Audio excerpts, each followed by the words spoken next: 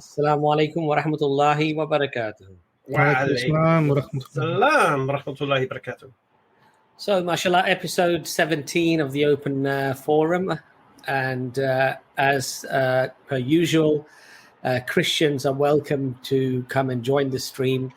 They don't have to stick to a particular gospel or a particular letter or epistle or whatever. You can talk about anything you want to talk about, because generally we sort of confine you to speaking about something specific that we're discussing on that day on the gospel stream. So today is your opportunity to come and sort of mix it up a little bit and ask any question in relation to any of the parts of the Bible, and we'll have a nice discussion. Of course, non-Muslims are also welcome. If you're Muslim, this is not the stream for you. This is really reserved very much for non-Muslims and for people of other religions, and people obviously who are Christian predominantly will give you priority. So brothers, mashallah, Imran, you're back again after a week break. Alhamdulillah. Mashallah, refreshed. Alhamdulillah, it's nice to be away, and it's lovely to be back with you brothers, mashallah. Alhamdulillah, alhamdulillah. And Ijaz doesn't have to go away to look refreshed. Mashallah, he always looks refreshed. Alhamdulillah. How are you, brother Ijaz? Why are you lying? Why are you lying? You look beautiful, mashallah. You look like, very mashallah. Men should look handsome, not beautiful. So I don't know what beautiful, what handsome. These are all good words. These are all good words, mashallah. You got the choir boy flex going on today, brother Ijaz. No. I gotta say, I'm always happy to be with the brothers. May Allah reward you all. Ameen. And I look forward to today's stream with you guys. I always love when I'm with you guys. Always do. Alhamdulillah. And mashallah, Hamza's always football fresh as well in his football shirts, mashallah. Let them know. Football fashion. Football casual, mate. Football casual. Football casual, alhamdulillah. Any interesting conversations lately, Jazz? Or anything you've seen lately that's interested you in terms of debates or discussions, Hamza? Hamza is supposed to be any busy of you guys. I had a chat with a girl yesterday called Melinda from Wisconsin. It's on my channel, part 1. And she's like, got a friend who embraced Islam a while back, who's been talking to her about Islam. So it was a kind of backstory, kind of where we're going, kind of flex. So it was really nice. Yeah. Got a really nice meeting arranged tomorrow with Khalil and Farid and Zaki Hussein to deal with this Kaaba nonsense once and for all. Mr. Irrelevant has been banging around everywhere. We're gonna mash that up. All good, man. Alhamdulillah.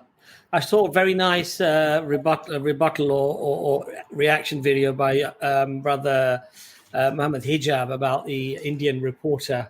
That was a beautiful, mashallah, beautiful rebuttal he did actually, and it was well needed actually, because it's a shame that people have to resort to lies and dealing with misconceptions and just deceit, really, to try to tarnish Islam. And I think that just really shows the veracity of Islam, that they have to resort to lies and making things up to try to build some sort of a case. And that's exactly what they did to the Prophet Muhammad sallallahu alaihi wasallam. That's exactly what they did to the Sahaba, the companions. They had to make up things and spread lies because they couldn't deal with the truth. And I think, mashallah, that does really show just how the foundations of Islam and the Quran and the Hadith are so well grounded that the only thing they can do is literally, just as I say, make up lies and sort of deception. So it's a really good reaction video. I would urge people to watch it. I think we've got a couple of people already in the chat. I suspect that they're Muslims from their names. So we did say that if you're Christian or non-Muslim, this is the stream for you. We might get one of you or two of you on while we're waiting for some of the Christian or the atheist guests to come on. But please, this is not a Muslim stream at all. But should we just get one or two of them on while we're waiting? Yeah, we can do. All right. Brother Ahmed. Although you're setting a dangerous precedence. Well, as I said to you, that we won't let them on if we have other guests waiting. So, Brother Ahmed. Hi, how are you? Are you Muslim? I am, yes. Okay. Assalamu alaikum, Okay, so That was so ironic, though, wasn't it? I don't want to take any time. I thought that the open forum, maybe I had a misconception that the open forum was the platform for Muslims as well. Which one is that where you welcome Muslims? I don't want to mix things up. That's the Dawah Clinic, brother. Dawah And Clinic, okay. floor is yours. And the floor is yours as well. So we do two Oh, yeah, streams. okay. Floor is Now yours and everything's Dawah clear. Clinic, inshallah. Yeah, now everything's clear. I'm sorry. Jazakallah khair, brother, for coming. I have a couple of questions. If you have time until we welcome more people to the stream. Inshallah. Go ahead, brother. So the first one is that I can see that day after day, people get influenced by the work that you do, and I can see that more people want to get into the field of arguments and debates and maybe comparative religions. It might not be their full-time job or something, but it might be like a hobby, something intellectual that they do on the side other than their main job or something like this.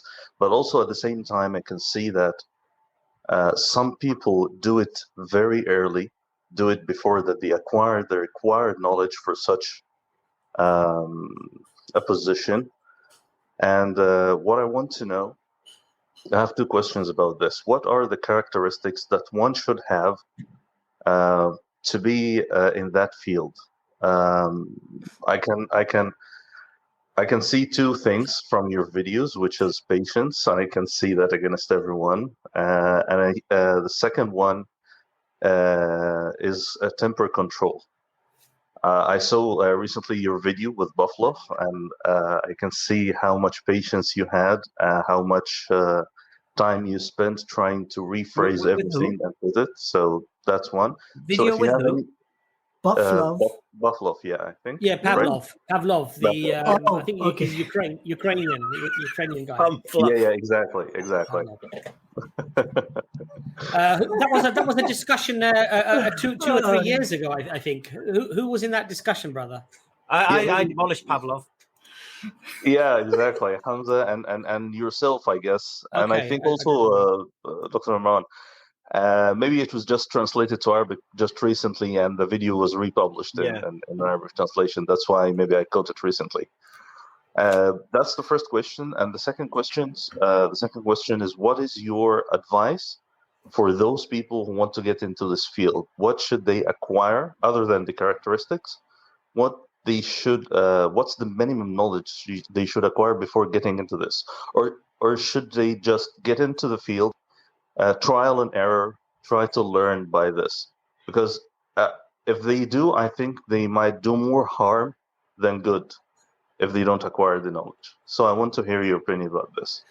Okay, inshallah. Since Brother Imran is back after a week's break, why don't we open with Brother Imran, inshallah. It would be my pleasure. Doctor, the floor is yours. Look at the question. An often asked question, actually, and you're right.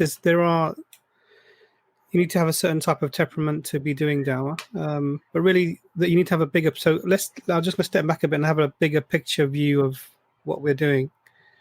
And ultimately, we should understand that what we're trying to do is to invite people to the Deen of Allah, and we're in that we are trying to present the beauty of Islam to people and point out the errors in their own understanding of how the world is if it's not according to Islam.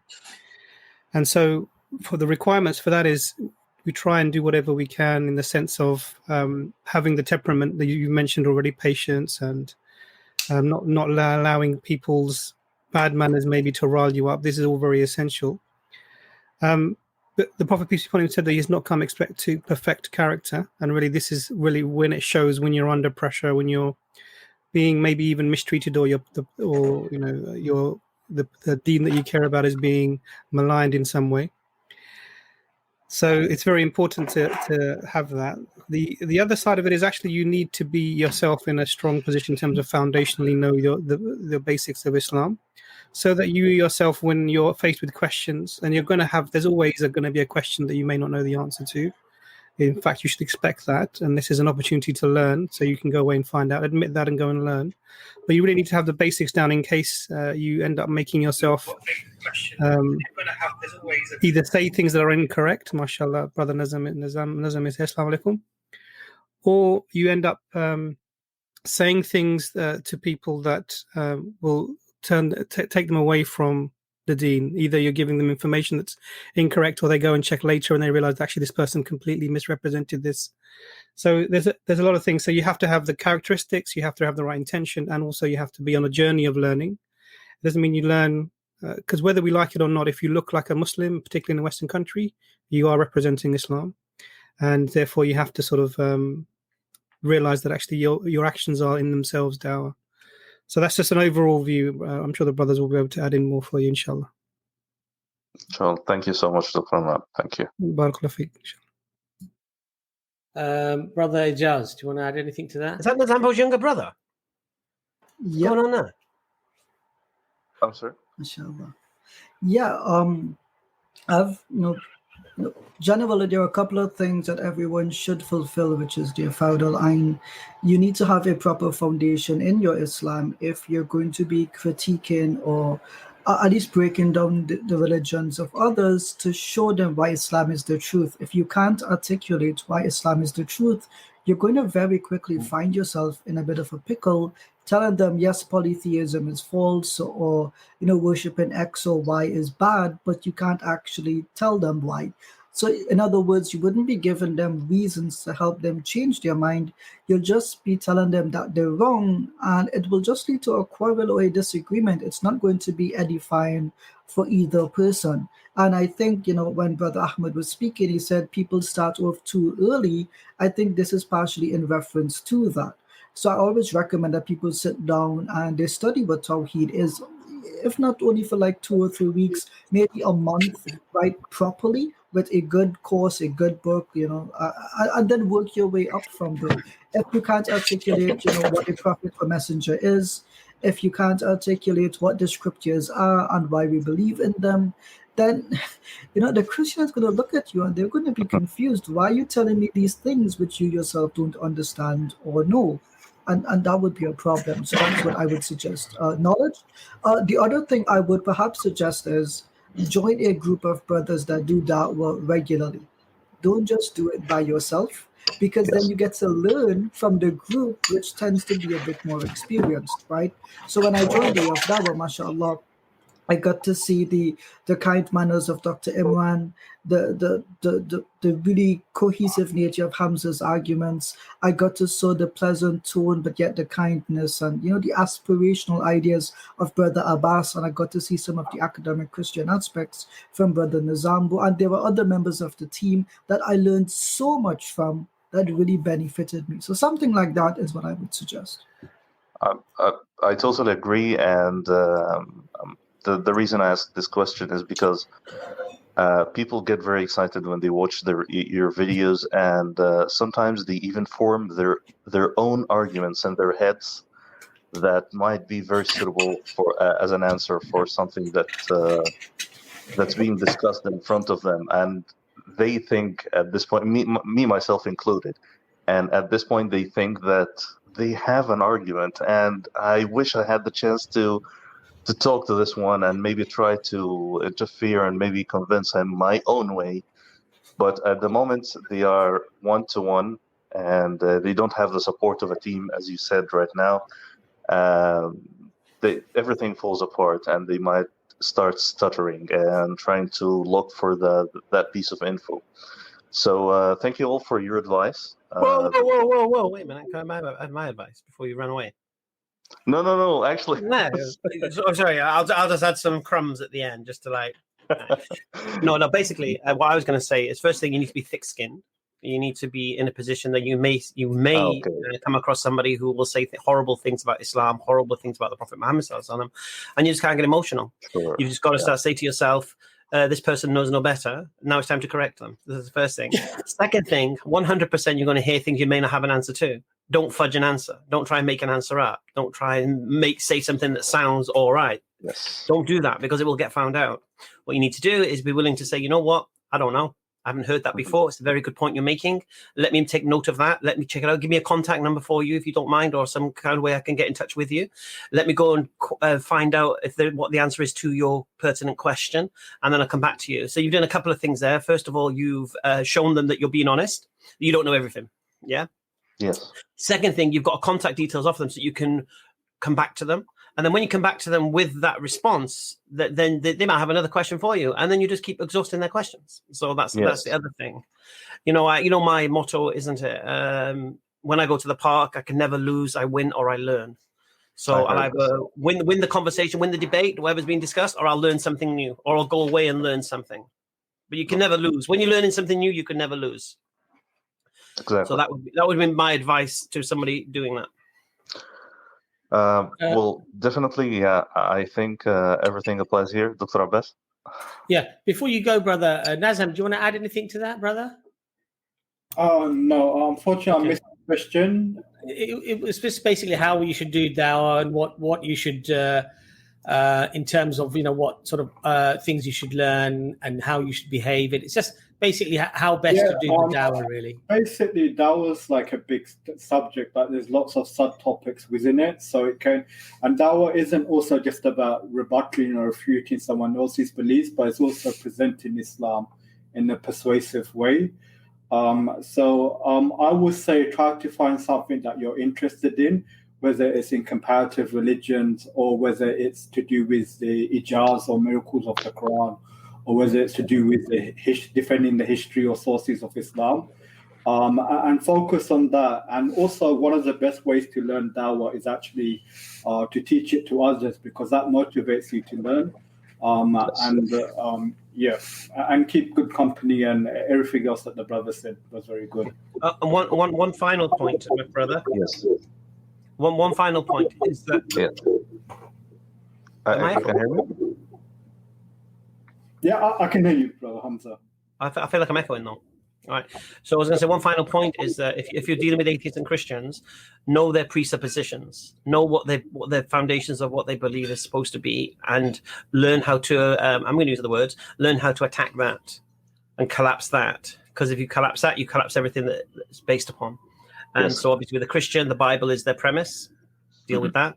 And with the atheists, the idea of random mutation through natural selection is a very good point to attack them with, or the origination of the universe and fine-tuning, just something along those lines. And the idea that belief is not an abstract thing, it's actually something tangible. Okay. I'm sorry. I thought that I was muffling a second ago. Can you hear me well now? We can hear you clearly. Brother Ahmed, just before I give you a very little, sort of add a little to that, just a reminder, please, this is a non-Muslim stream. We only let on Brother Ahmed while we're waiting for other guests. What I don't want is the Muslims to fill up the back chat, and then we can't get the Christian or the non-Muslim guests on. Because Brother Ahmed wasn't sure which stream was for Muslims. That's why we sort of let him on. So please, if you are Muslim in the back chat, please don't block the chat, because we can only get a maximum of 12 people, and then it just doesn't allow anybody else to, I think 10 people, and it doesn't allow anybody else. Brother Ahmad, the only thing I would actually add is that you have to be open to criticism as well. In my last video at Speaker's Corner with Ben, me and Brother Imran were talking to Ben for about maybe nearly 3.5 hours. And actually, I got a lot of negative feedback. And to be honest, I'm actually really grateful for that negative feedback. Wow, okay. Because I think the negative feedback was spot on. and a person needs to realize that when they've made a mistake, that they go away, they reflect on it, and inshallah, they improve on it. And rather than become defensive and argumentative, we're human beings. We make lots of mistakes. Sometimes we get taken away with the event, especially when it's live. And we have to take the criticism. Sometimes we make mistakes. We do things wrong, and we should go away. We should be open-minded to sort of go away, inshallah, and learn and do better, because our goal should be for the pleasure of Allah subhanahu wa ta'ala. And so everything else, our ego and everything else, and it's very, very difficult to crush your ego at times. Very difficult. It's a battle at times. And may Allah forgive us when we become filled with ego, and it becomes more about winning an argument or not looking bad. May Allah forgive us for that. But it's something you should definitely constantly have introspection about. And when people do criticize you and say, look, you made a mistake, or you said this wrong, or you were interrupting too much, or whatever it might be, the criticism, whatever the criticism is, I'm not saying people are always right, but you have to be open and take the criticism as well. And actually, I want to just say, on a live show, that I'm actually really grateful that when people do give constructive criticism, it's actually very valuable to improve. So that's what really I'm glad. Feedback never stops. Even at someone with your knowledge and all that, you still keep taking feedback on board, and you never stop at this point. Okay, that's a great attitude, to be honest. And also regarding the point that Hamza mentioned regarding the prepositions of the Christians when discussing with them and all that, I understand that watching a lot of your videos, I think you get a very good idea. If you keep following on, you get a very good idea about their prepositions, because they keep repeating every time. There are not too many. They are basic and all that. Of course, we keep learning every time, and we keep learning all the time. But you guys helped showing us what prepositions do they hold, what kind of evidence do they have, and all that. Also, the second thing that I want to say before I'll leave the floor for our fellow Christians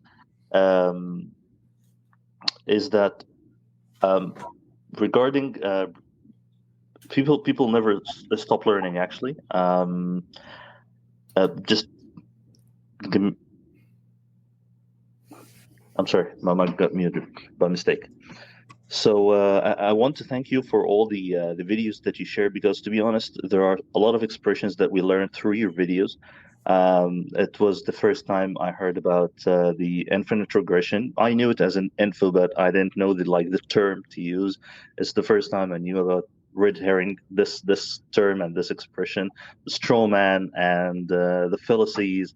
A lot of expressions that we can use to clarify our point of view. So thank you all for this sort of knowledge. Thank you for labeling things for us and putting it in scientific terms, or sharing their theories with us.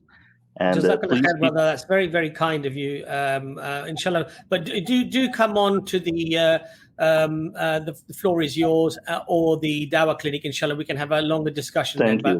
Brother Ahmad, jazakallah khair for coming on. Assalamu alaikum. Thank you, guys. If the back chat is already full, and I can see lots of Muslim names on there. So if you're Muslim, look, we're not going to be able to get you on. I did make the exception because we were simply waiting for guests, and there weren't any guests. Now we have the back chat that's full. So if you're Muslim, please accept my apologies, but we're not going to be able to get you onto the stream. Okay. So one of our favorite participants. Salam. Can you hear me? Yes, Rob. How are you? I'm very good, Abbas. How are you? We're fine. Thank you very much. Yeah, I don't really want to come on here and troll. So if you can remind me the remit of the show, because I think I know what it is, but I don't want to start asking questions, making points if it's not the correct show. Well, so if you could just remind me of the remit. Yeah, so we normally do the gospel stream every other Sunday, and because Christians would like to talk about other books within the Bible, or the epistles, the letters, or and so we've actually allowed this particular stream, so an alternate stream on a Sunday. It allows you to basically talk about any parts of the Bible, or about any parts of Christianity that you feel that are quite poignant for us to reflect upon. So it gives you a little bit more flexibility, Rob, about what you'd like to speak about the Bible. It's not for Islamic questions. It's not for. Guys, can Rob ask an Islamic question? I mean, it's not too disturbing. Don't worry, it's not too disturbing. Okay, go and ask your question, Rob, and we'll see if we can answer it. Go on. Okay, I did have something else lined up, but I'm going to go back to a Quran question. Right. I recently discovered two what I consider to be identical passages in the Quran. Now, I've never come across that in the Bible where you've got two passages that are basically identical. So I just want to get you guys' opinion about this. It's the first one would be 66:9 of the Quran, and the second one would be 973, I think it is. I just want to get you guys' opinion on whether this is basically an identical verse in the Quran, because I've not come across anything similar in the Bible, you know. So I just want to see what you guys' opinion about this is. Rob, what would their being identical mean? Well, why on earth would God want to repeat himself? Is he stuttering? You know, that's your point, is it? So two verses in completely different chapters, and your way of putting this forward. This is Rob being the nice, wonderful Christian representing Christianity. I'm trying. Is to say that God is stuttering if he repeats himself. Is that what you're saying, Rob? Is that how you're coming across? You know, is that how you want to present yourself, Rob? Is that how you want to present yourself? Imran, Dr. Imran, if I found this in the Bible, I'd be highly disturbed. Okay. It's in the Bible. It's in Isaiah chapter 37 and also Isaiah chapter 37 and 2 Kings chapter 19. So you have basically two Bible books that have identical chapters, word for word, syntax, you know, full stop, all identical. So either one is copying the other or vice versa. Okay, so has he not? 1 second, Rob. Have you not read the Gospels, the Synoptic Gospels? I would actually say this: if you think it's bad for a book to have identical statements in different places, then no wonder you probably believe Jesus got the Shema Yisrael wrong. Well, I tend to stick to the Apocrypha, you know, but mainly Tend to stick to the Apocryphal. You know, what is either contained in KJV or the Catholic Bible, because you know obviously you find more contained within the Catholic Bible. How does that interact with my point? Or what planet does that interact with my point? It does. If we are coming across identical verses or something like that, then there's a problem. Do me the favor. There's a problem. Do me the favor. So are you saying Jesus got the Shema wrong? He said it differently. To give you due respect, Ijaz, you've changed topic. No, the identical statement. Jesus is asked in Mark chapter 12, verse 29, what is the greatest commandment? Or what do I need to, what is the greatest commandment? And he reads that off. And if you're saying if it's identical with Deuteronomy 6, verses 4-6, that's a problem, then you have to concede that if Jesus said the same words as the Shema, then that's a problem for your book. So is it a problem, Rob? You generally don't see Jesus repeating himself throughout the New Testament. So he got the Shema wrong, is what you're saying. I'm not saying that. You're saying that. You're putting No, words I'm in my mouth. I'm asking you, does Jesus get the Shema right or does he get it wrong? Well, all right, look, can you first of all deal with my question and then we can move on? I'm dealing with your question. If it's a problem, then do you accept that you can't believe in the Bible any longer? I haven't even seen what you're referring to. So you haven't seen Jesus say the Shema? How long have you been a Christian, Rob? This is embarrassing now. Ijaz, you're with all due respect, you're completely changing the topic. It's the exact same topic. Just showing you a mirror, mate. Well, I want to get you guys' opinion on why we get two identical verses in the Quran. Rob, just hang in 1 second there. Rob, just hang in 1 second there. So Nazam started with an absolute, in my view, a blinder, because you said if it was in the Bible, you'd be really concerned. Then Nazam gave you verses that are identical in the Bible, So are you really concerned now, Rob, because of what Nazam said? I will definitely look into it. No, we're going to make you look into them now. Yeah. We're going to show you now. Okay. Can we look into my question first, then we can go to that? No. We're going to see if you're consistent, my friend. Yeah, well, Hamza, Darren, come on, let's investigate these verses. Tony, just relax, mate. Relax. Look, the last thing I want is somebody from ancient times deceiving me with their trickery books. I will find the truth because I don't get played. Rob, give me 1 second, yeah, because this is the problem now. I've just had to mute Rob because I think he's descending into.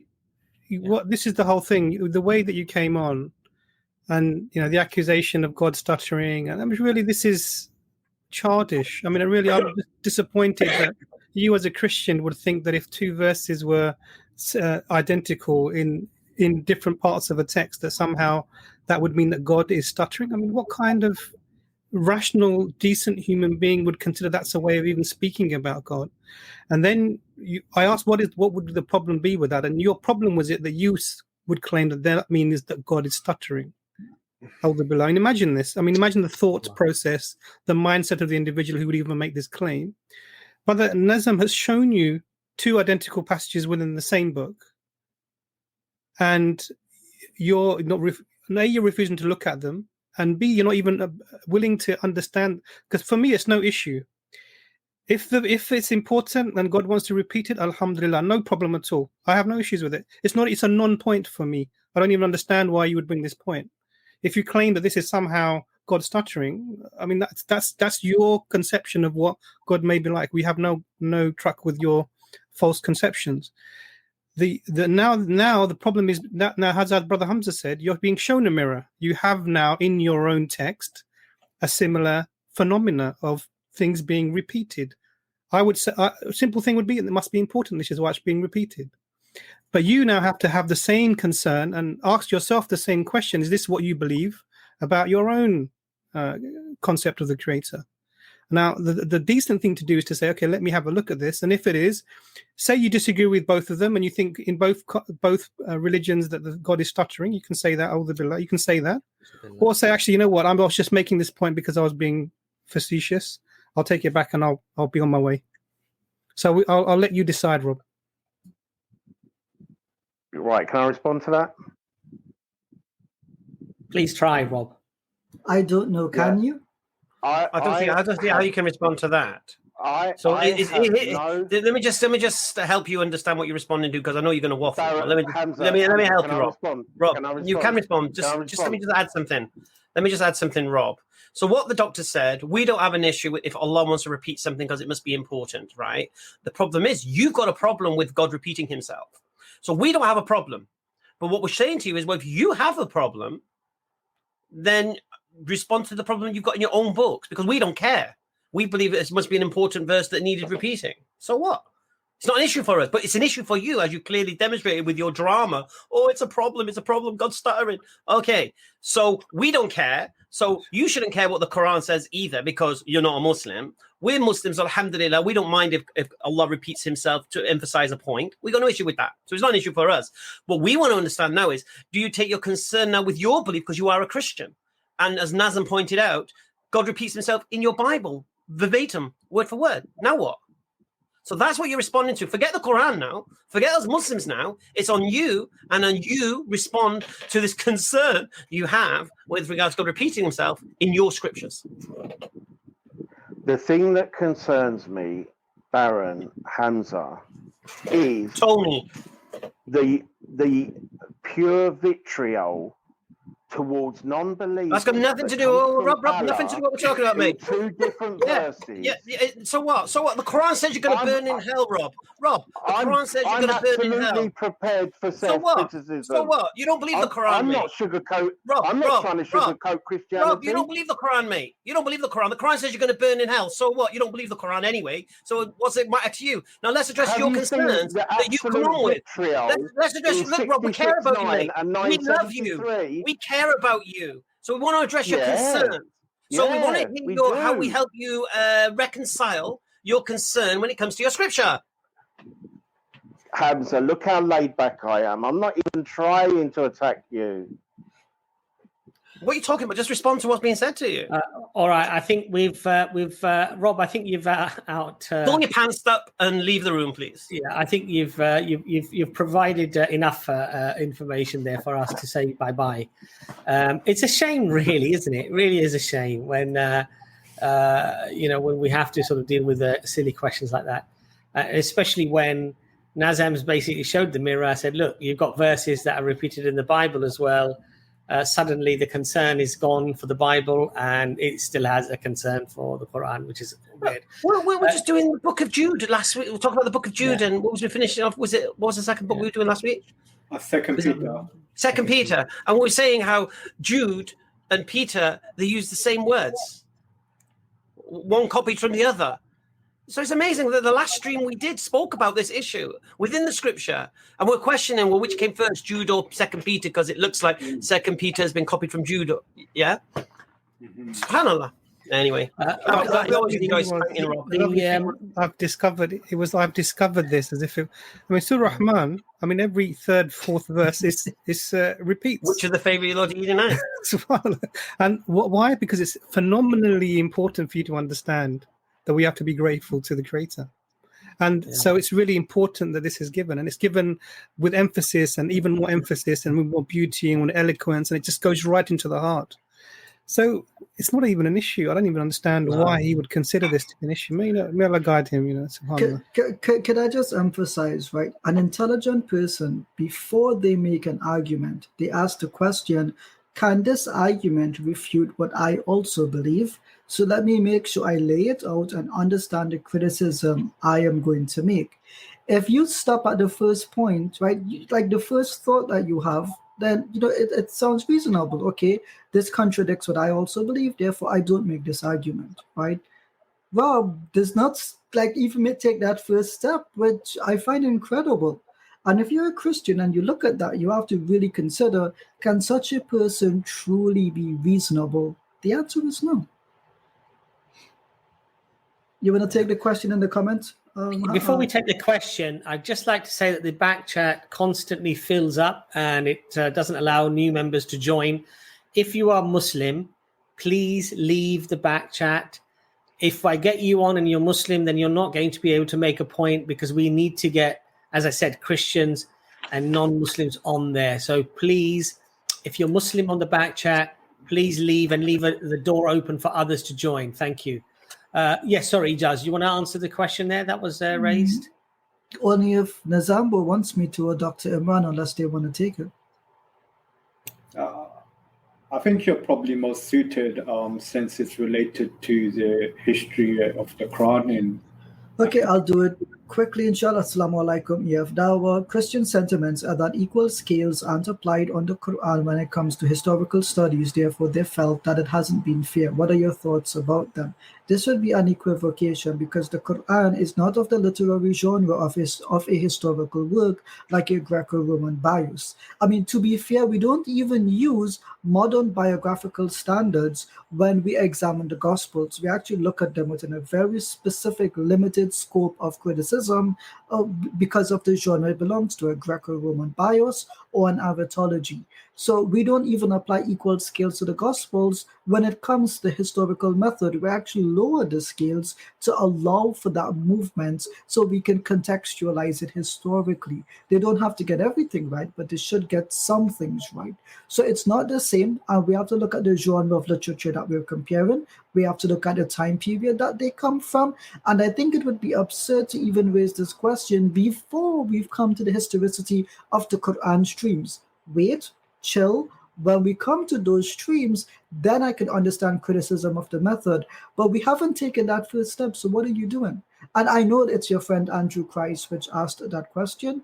And Andrew, you have to be patient and you have to be a little bit more self-aware when you ask questions like this. Thank you. And I just want to add, I feel that because the Bible has basically been deconstructed in like Western universities and in other places, some people who are not Muslim but belong to a different faith, and you have like a polemical type of agenda, they want to try to, bring the Quran to the same level because they feel, I guess maybe some kind of jealousy or something. But it doesn't work because unlike the Bible, unfortunately, the Quran does pass, like the historical criticisms that people try to labor up against it. Yeah. Does anybody else want to jump in, or shall we get the next guest on? Yeah, well, bring on Robert Morris. Hamza, what are you eating, Hamza? What are you eating? What was eating? Apple pie and custard. Wow, mashallah. Robert Morris, welcome to the stream. Fuck Muslims. Oh. Yeah. That all you got? Anonymous artist. Our worldview has collapsed.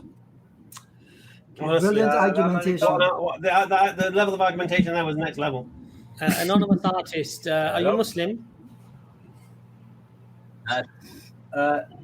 Not really, no. Okay. Can I ask you what is that? What does that mean? Not really, no. What are you doing? Get dressed.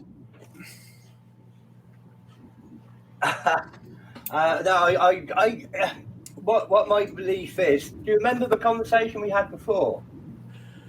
No. Did you read my email I sent afterwards? Probably not. Go on. What's your point? No. Okay, right. Well, I'm a sort of believer in the one God, but I think Islam is like off the path, if you know what I mean. It's been corrupted, it's always been corrupted. Every time it was revealed, it became corrupted, as the Bible and the Quran talk about. No? What? To come in to take you away. So say that again. What's been corrupted? Islam. Islam is the true religion. Islam has been corrupted, as revealed by the Prophet. And how has it been corrupted? Sorry. How has it been corrupted? In lots of ways. The words have been changed. The context of the words have been changed. Give me an example. The meanings of the word. Give me an example. Well, the one I gave before was the word kama for wine. It means to be covered, doesn't it? The word covered is the word for wine, yeah? Pretty much. I'm not surprised I didn't respond to your email. This is ridiculous. Huh? What are you talking about? What is? What are you talking about? What's the word for wine? The way Islam has been corrupted and wine, as in alcohol. Yeah, as in alcohol. Yeah. Khamar. Yeah. What's the word in Arabic? Khamar. I can't be bothered. Yeah. Khamar. It's from the verb. Yeah, from the verb to be covered. No, like to be covered, to be drunk, to be off your head, lose your connection with God. You know what? I'm going to take your first answer. You're not ready. Abbas, please. Yeah, Anonymous. With all due respect, brother, we don't really understand what you're talking about. So, when you've got a strong argument with some evidence, please do come back again. Thank you for coming on the stream and trying. Okay, so let's have a look. Come back, Rob. What's wrong? Look how unimpressed Nazambo left. Interested. Welcome to the stream. Are you Muslim? Interested? No, I'm not Muslim. Okay, can I ask you what religion you are?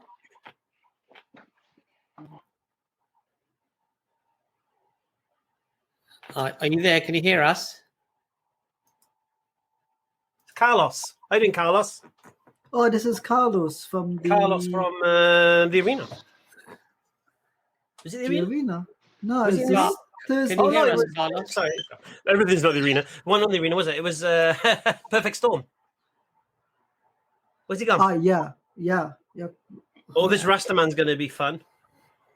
Okay. I'm just worried if we bring on a Rastaman, everyone's going to ask me to speak in my actual accent. Rastaman, welcome to the stream. One love, Rastafari. One love. One love is all we need. Okay. Did you have a question at all or anything? Who shot the sheriff, Rastaman? Oh, he left. No. Okay. Sammy, are you Muslim? Oh, we just doing lyrics to Bob Marley songs. Is that what it was? Sammy, are you Muslim, Sammy? Sorry, I left a comment in the comments section. I hope you read it. I don't want to bother you. I can't hear. What did he say? He left a comment in the. I think he left something in the private chat, I believe. Okay. All right. So Frank, hi Frank. I was going to say that Frank apple was still rolling around. You had to grab it. Yeah. Look, I've been having technical difficulties all morning again, and so I've missed most of the stream, and I just came back in then. That's all right, Frank. How are you? So yeah, anyway? so I don't know what's gone before. Doesn't matter. Friend. Yeah. So I guess my question is, would you acknowledge that back in medieval times, people did make up a lot of stories? There's a lot of mythical stories from those times, which just aren't true. Yes, that happens. It's my contention that there are plenty of them in the Quran. Now, look, we have to be discerning about what's true. Frank, your sound... How did you go from there to there? Your sound's gone very low, Frank. Oh, okay. Frank is the only person I know to come on every stream and still not know how to speak into a microphone. Is that better? It's worse. It's the exact same. Is it plugged in, Frank? Is it plugged in? Yeah, it's plugged in. Switch from your computer microphone to your headset on StreamYard thing. It should be in. Yeah. No, you got to manually switch, Frank. Manually switch. Is that now? The exact same. You might low, have dead Frank. headphones. Your voice is very low today for some reason. Normally it's you know what's so funny though, Frank? When you made that nonsense comment that your mic just went. It's like your mic had enough. Come on, Frank, flipping heck. You said some stuff, and now we can hear you. Now it's better. Okay. So I think we have to be discerning about what are real miracles and what are just mythical stories people made up in medieval times. People would believe. What's a real miracle, Frank? What's a real miracle? Well, there are things which God did, there are acts of God, and there are stories which people made up for entertainment. Right, and how would you differentiate? Well, I think that the fantasy stories, it becomes fairly obvious that they're fantasy stories. What, like six-headed dragons in Revelations? Is that what we were talking about, this kind of stuff? Well, Revelation is a book of pictures. It's analogies. So you expect that sort of thing. So six-headed dragons is okay then in Revelations, yeah? That's not made up. Well, it's an image of something. Like it isn't. There isn't. Well, number one, there is no six-headed dragon. Frank, your sound is going. Your sound is dying again for some. It's like a nonsense monitor, isn't it? Do you want to just put the microphone near you? Well, I'm just speaking into my laptop at the moment. Okay, that's a bit better, Frank. That's a bit better. Okay, I'll just stay close to the laptop. Talking donkeys, mythical or real? You know, I made a bet about that. Talking donkeys, mythical or real? No, the mythical or real. I would take that with a grain of salt. But the donkey didn't talk. Well, was it did the donkey talk, or did Balaam just think he heard the donkey talking? I mean, well, the Bible says donkey talked. It says, what are you doing? Why are you hitting me for? The donkey's asking Balaam, why are you hitting me? Okay. Anyway, that's first thing. Okay. Talking snakes, mythical or real? Okay. I notice what you do not want to do is just look at some of these stories. No. What I want to do to you what I did to Rob. Yeah, before you come on with your concerns, you're not an atheist, mate. You're not an agnostic. You believe in mythical stories because you believe in the Bible. And so I wanted to understand how you differentiate in between mythical stories and what the Bible says. So when it talks about talking snakes and talking donkeys, mythical or real? It's a very simple question. Okay, now, so here's my criteria. Mythical or real?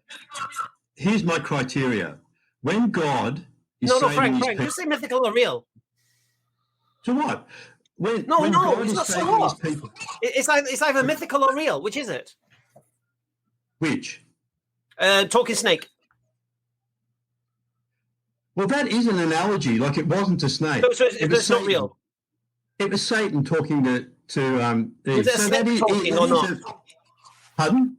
Was it a snake talking? No. It wasn't a snake. Okay, cool. Talking donkeys, mythical or real? Balaam heard the donkey talk to him.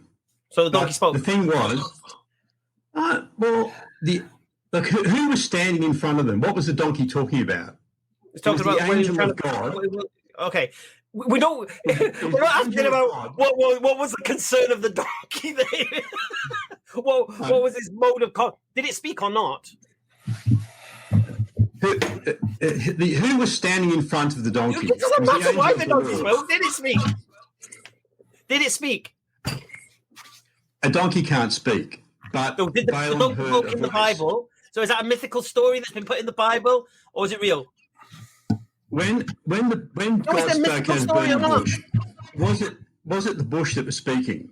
Okay, we're talking about your talking donkey, and is it real or is it just a parable or something, metaphor? It's not real. It was the angel of the Lord in front of Balaam that was doing the speaking. No, the donkey was talking or not. Huh? Was the donkey talking or not? I don't know how God brought about the miracle, but the angel of the Lord... That's not the question. Did the donkey talk, no matter what means it had the capacity to do so? Hamza, you're deflecting. I'm trying to No. You come on with a gun and shot yourself in the foot, and I'm going to show you the wound. Right. So I'll say it again to you. Did the donkey talk? What's rubbish?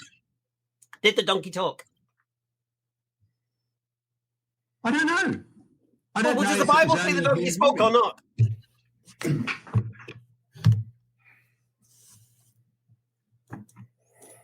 Have you finished deflecting? Have you finished answering? You can answer the question. I'm not going to get tied down on talking. No. You are going to get unravelled. I'm talking about. Let me make it easy. Let me give you an easier one. I'll give you an easy one. We won't talk about talking animals, right? Do you believe that the saints rose at the crucifixion and zombies went to all the town and all the cities? Do you believe that? Or mythical? You are classic, Hamza. You refuse. Mythical or real? The Quran. Mythical or real? You refuse to defend. Mythical or real? Mythical or real? Talking all the zombies going into the towns. Mythical or real? Number one, I reject the use of your term zombies. Frank, just 1 second. Frank, 1 second. Look, Frank, if we're going to have a meaningful discussion and you come with an argument, Hamza has absolute right to say, hold on a second, Frank, you're a Christian and you believe in things that to an onlooker, an atheist or an agnostic or bad argument.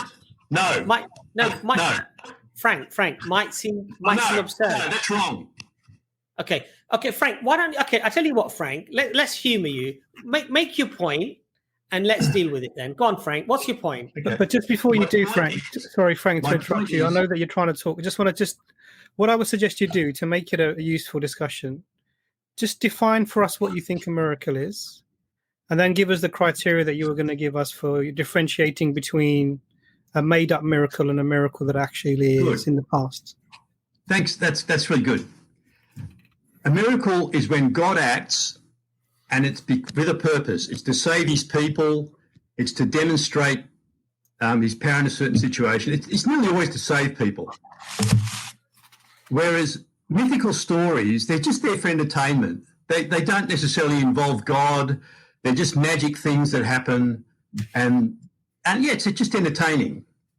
And it's my contention that the Quran has just picked up a bunch of stories which are entertaining stories, and they do not show God acting. So to take the case of which Rob brought up a few weeks ago, Solomon on his stick. So in the Bible, we have an account of Solomon's life. He was a rich king. He did lots of things, no magic. And when he died, his son became king. So in the Quran's version, he dies, but he's leaning on his stick, for some period of time. It doesn't. Well, the Quran doesn't say. It just says until the worm came. But he's there on his stick. No one's noticed. They don't come and take him away and bury him and make his son king. He's just there. And meanwhile, these magical Frank, what creatures... was the response to that? Pardon? What was the response to that? Did you hear the response? Well, you were going on about... Well, he was bringing up hadith and so on. I really don't care about that. I just look at what does the Quran say? No, what was the response from us on that matter? A whole lot of deflection. We responded to it. No, you didn't. Oh, we didn't? We didn't respond to it. I think it was a totally inadequate response. Because what was our response?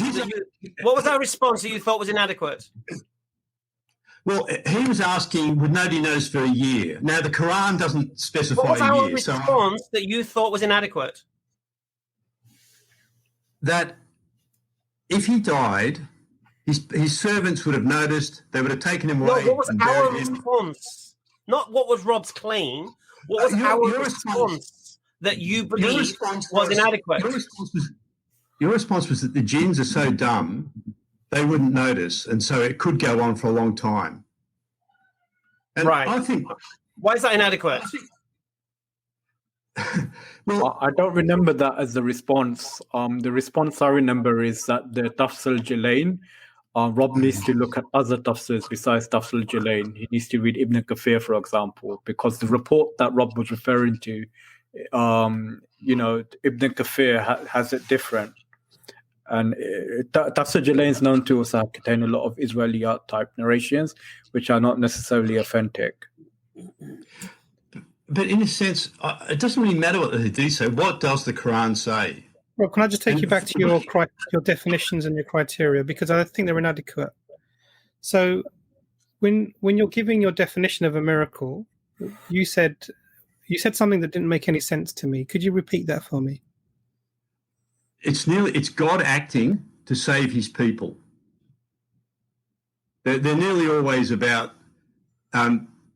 Like it was Israel was about to be destroyed by Pharaoh, so they crossed the Red Sea. Or Daniel thrown into the lion's den, God protects him. Or Jesus heals someone. So they're about saving people. What was so fantastic about that? Who did that say? Hamza, let Imran just finish his point with Frank, and then we'll get you in, inshallah. So sorry, Hamza. Frank, just deal with what Imran is saying first, and then we'll get Hamza brother in a minute. Sorry, was Imran talking? No, you were giving examples, and I like the example that Hamza gave. Actually, I think it's very pertinent. So, because you're trying to make what you're saying is that what you seem to be saying. Tell me if I'm misunderstanding you. Is that the miracles that were done, they performed some sort of action, and so this is God acting to. And you've given some examples of what you perceive as positive actions. The saving his people from the splitting of the sea, etc. All these things that God does through his prophets. So the question then comes, what about the other things that are represented as miracles that don't fit your criteria? And Brother Hamza gave an excellent example of water into wine. Now, for what is the question would be, what is in your using your definition, what would be the purpose or the utility? Who was being saved by the turning of the water into wine? And if you can't find a utility for that example, does that mean that was therefore now a myth that somebody inserted into the Bible? No, water into wine, that was the first. That was the first of Jesus' miracles given in John, and it was really Jesus launching his ministry. So the thing was, it starts with a kind of a celebration, like it's a wedding. So, and I admit it is an unusual one, but it was the first thing that Jesus did. And it starts on a kind of a note of celebration. But you've sort of now your criteria that you've given yourself is not being fulfilled here, Frank. If you're saying that someone can, let's just put it colloquial terms, they can throw a party and make water into wine, and that's you're happy to take that as a miracle. What would be outside of anything anyone did would be fine, right? From that point onwards, because that seems trivial, if anything. The thing is, it was about the person of Jesus, and so Jesus he's now appeared on the scene, because like up until then he'd done nothing. He'd lived for 30 years and nothing really of note, and so now he launches on the scene. with this thing of Solomon, where's God in it? You know, where's God acting? No, but that's what you're doing is you're taking your criteria and you're applying it to the Quran. But what we're saying to you is, first we need to understand what the definition of a miracle is and then what your criteria is, so then we can be consistent across both texts and apply this to come to an understanding. And what we've seen already is, as Brother Hamza pointed out with the water into wine miracle, your own criteria not being fulfilled. There is no saving of the people by turning the water into wine. Yeah, okay. So how are you then accepting that as a miracle, bona fide miracle, compared to anything else? Because there are these. This is one of among many things that happened that would not have been saving his people. For example, what about the people who Jesus may have inadvertently helped and didn't realize? For example, the woman that touched him that was bleeding, and suddenly her bleeding stopped and she went away, who was not from his people. And Jesus said he felt something go out. You know, you described it as something going out of him. He had no idea what was happening at that point because he was asking, "Who touched me?" And we have examples of miracles that don't serve a purpose as the criteria you're putting forward. So I would say, and I'll let the other brothers join in, is that the first, we haven't even got to the criteria of defining what is a bona fide miracle and what's a myth. I would say that you haven't defined a miracle adequately. And I think it's quite straightforward to do, but I'll let the other brothers join in with you, inshallah. So I think your criteria falls down because one of the points we made with Rob, which Brother Ijaz made, was very profound, is that before you bring an argument, you should see how does this affect my worldview? And I think that your worldview falls foul of the thing that you're putting forward, because turning water into wine or not knowing you've done something to somebody to help them these would be superfluous or pointless miracles, if anything. But I'll let the other brothers join in. No, I think, to be honest, Imran, you've hit the nail on the head, Frank. And I think if you're honest, Frank, you'd have to accept that your initial point that you made, that it's always saving somebody's life or whatever. And clearly Hamza's example there of turning water to wine, like Imran has, mashallah, very beautifully alluded to, it simply means, Frank, that you're not being consistent.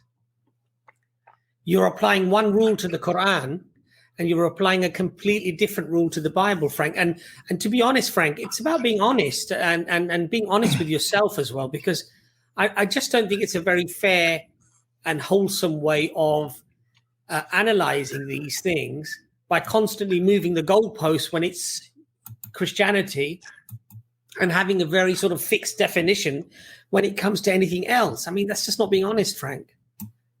Okay. So with John, the Gospel of John, it's structured around 7 miracles. And he says Jesus did many miracles, but it gives 7 miracles throughout the book. That the water in the wine is the first of the miracles, and it's the one that shows Jesus as, well, he's the Messiah. He's someone special. So right. So the miracle is, just so we understand. So you're saying a miracle can be performed to prove to some people that you are something special, yeah? Yeah. Brilliant. In fact, that's how John's structured.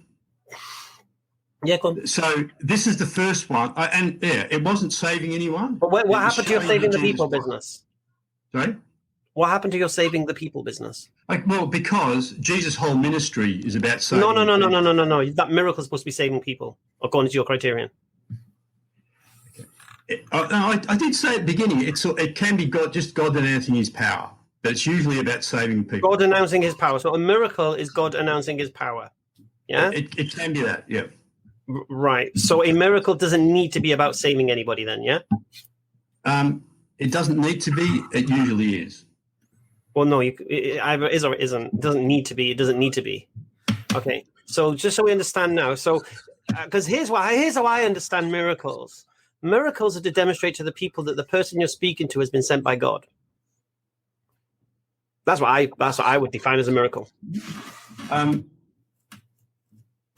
I just have a quick point to that? Sorry, one quick point. So with your refined definition of God announcing his power, that applies to every single story of any event, of any miracle, true or false, that anyone would bring.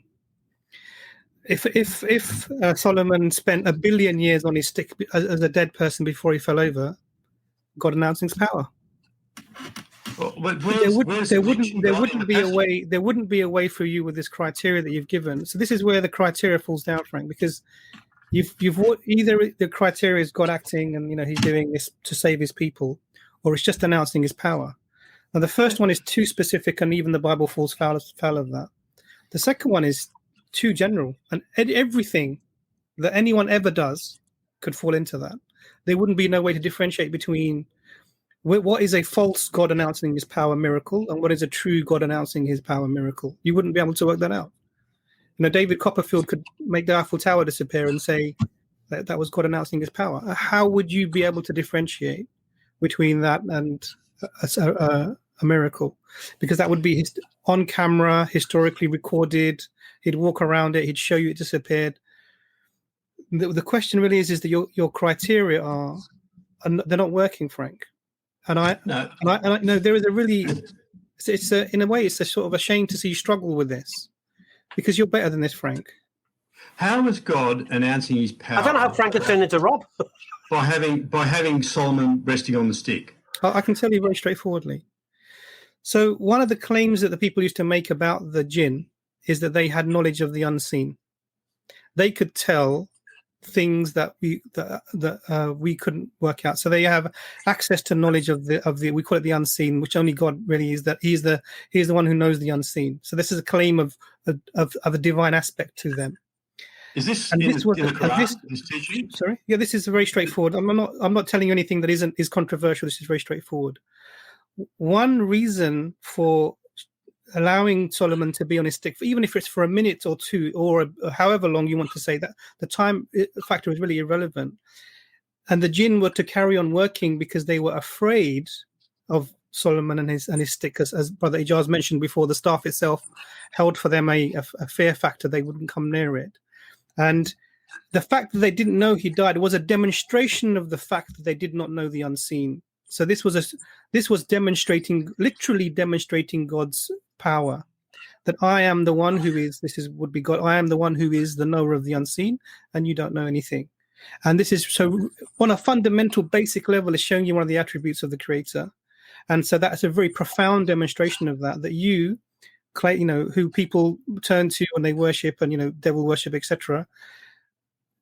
You don't even know when this individual who's standing right next to you or is near you or in your vicinity, who you're working through out of fear, is no longer having any power over you because he's died.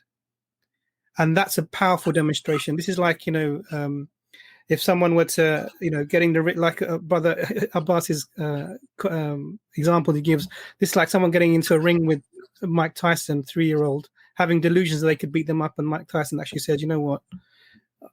You are nothing to me, and demonstrates that. Then this is that example. The jinn had no idea of this individual's death, i.e. no access to the unseen knowledge, and God demonstrated that they don't have that, and that's a very profound point of one of the aspects of God. Now I'm going to counter that with Jesus also in the Bible says that he does not know when the hour is. This for us as Muslims, this would be a similar example of an individual saying, I do not have access to the unseen. This belongs only to the Father, who then would become, as John 17:3, the only true God, because he has one of those attributes that are necessary to be the only true God. So this all fits for us. This all fits very nicely, Frank. There's no ambiguity here. There's no difficult explanation. It's a miracle, and it has a point to the miracle. But that's not what makes a miracle a miracle. There's something beyond that, which you haven't really come to. We were trying to get you to that. But even this concept of jinn, and that Solomon has got jinn working for him, that's the stuff of mythology. Like, is it even explained in the Quran how you can get jinn to work for you? Frank, let's not now make a new argument. Your initial argument that you came with clearly, respectfully, I would say, has completely been dismantled. And I hope that you're going to be humble enough to accept that Dr. Imran... Okay, hold on, Frank, hold on. The concept of angels is easy, but the concept of jinns is bad. Stories about jinn. Frank, hold on. Frank, do you believe Abraham wrestled an angel? Jacob, Hamza, Jacob. Sorry, do you believe Jacob? Do you believe Jacob wrestled an angel? Yes. And you turn around and say that our believing in jinns is mythological. Yeah, that Jacob wrestling an angel isn't. In fact, do you believe angels came and had sex with women on the earth? That's it's in the Bible. All right, Say you yes. know what, Frank? Before Frank goes, I'd just like Ijaz and Nazam, if they want to come in there before we get the next guest. We've got 5 other people waiting. So, Ijaz, do you want to just quickly make a point with Frank? Yeah, my suggestion to Frank would be to look up the definition of the word blowback. And my second advice to Frank is, I completely get that you want to critique the Quran and claim that its stories are mythological. Completely get that. I understand the motive behind it. But if the motive can't be validated through clear reasoning other than to say, I accept one standard for the Quran and another for the Bible, and I'm not going to critique the Bible using the same level of argumentation, then I think that there is an inconsistency here. It is not absurd for people to believe in angels, right? And if you can accept that angels, which are unseen but yet still do exist, are a part of God's creation, then it's not absurd to accept jinns, which are equally unseen but part of God's creation. I mean, the very second chapter of the Quran, it commands Muslims to believe in the unseen. Alladhina yu'minuna bil ghaibi, those who believe in the unseen. So this is a part of faith for us. But we don't say demons. Sorry. Do you believe in demons? The question is, can Solomon have these... Do you believe in demons? Do you believe in demons? Working as slaves for him. Do you believe in demons? Yes, there are demons. Right, demons, believe in demons, believe in angels, but jinns are mythological. A person...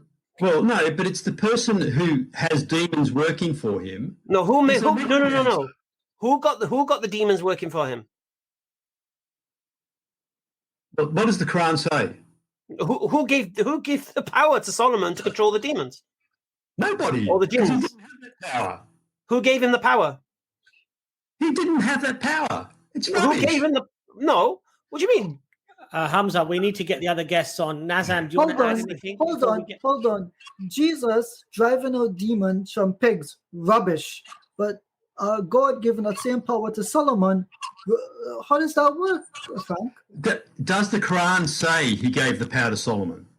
Solomon did not inherently have the power. In fact, we believe in Islam that everything we have is from God. Even Jesus in the Quran, sorry, not Jesus, even, Jesus, when the life was given to the bird, what does he say? By Allah's permission, by Allah's leave. This is basic Islam, Frank. Basic Islam. When, you compare this with the narratives in the Bible, they believe the exact same thing. That you think it's absurd. Give me the distinguishing factor here, Frank. What's the distinguishing factor? Where does it say that God gave Solomon the power to use jinn as slaves?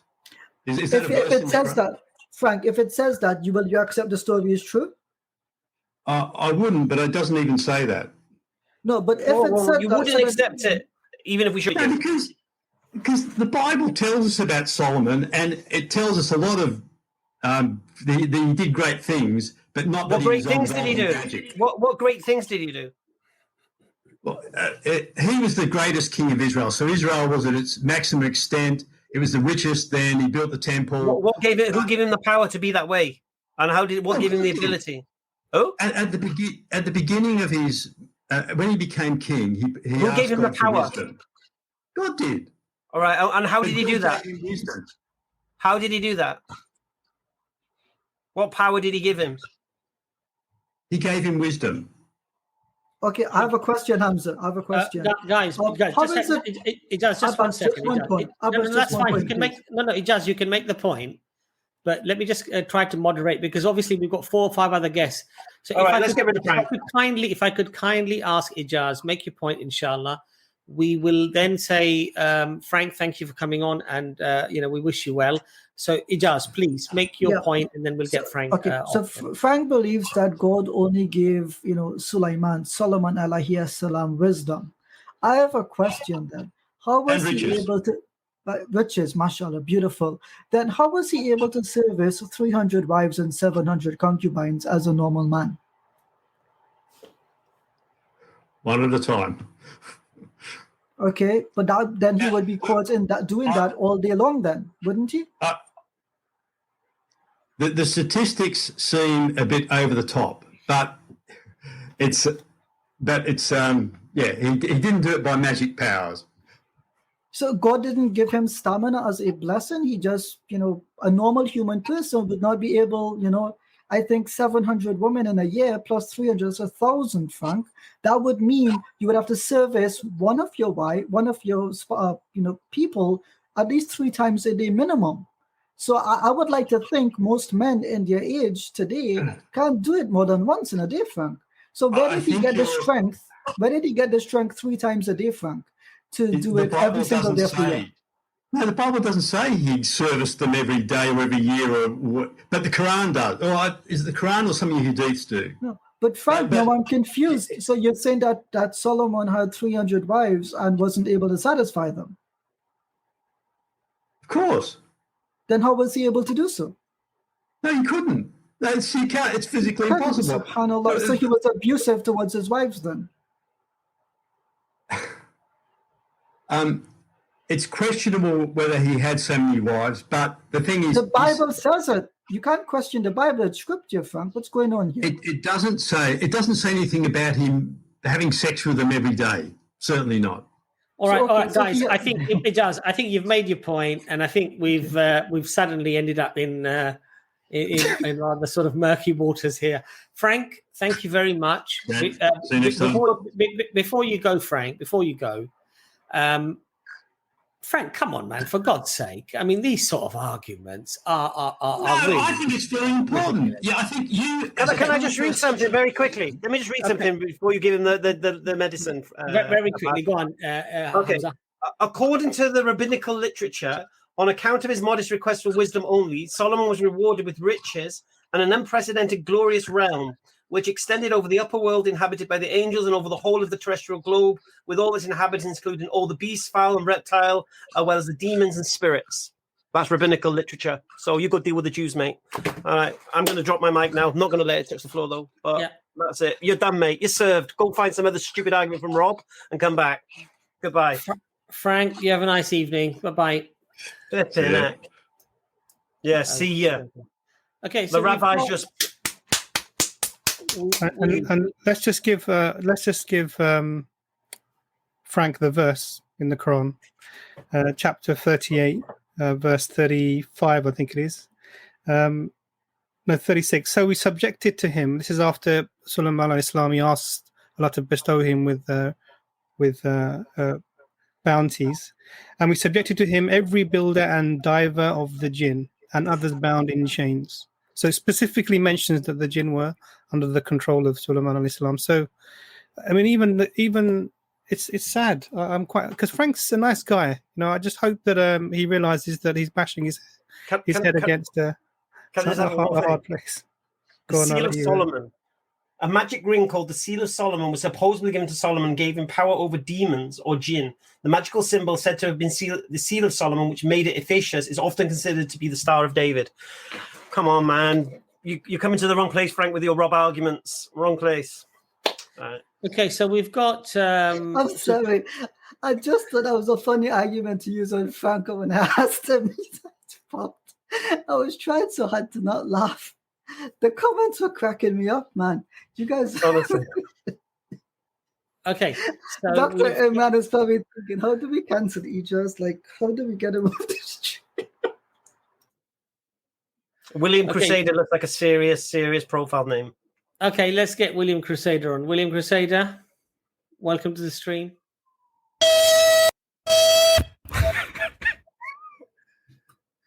Okay, let's... Sorry, did I say serious? I meant stupid. Sorry. Yeah.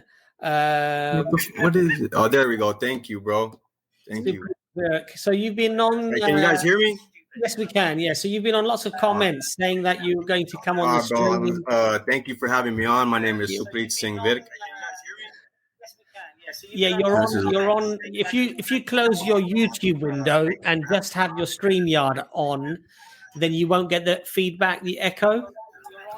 So just turn I believe this guest though is not suited for this show. This thing is like lagging, bro, and it's like I can hear like 10, 20 different voices. I'm gonna try to get YouTube on my phone at the same time. Hopefully it's not. No. Take your YouTube off to stay on StreamYard.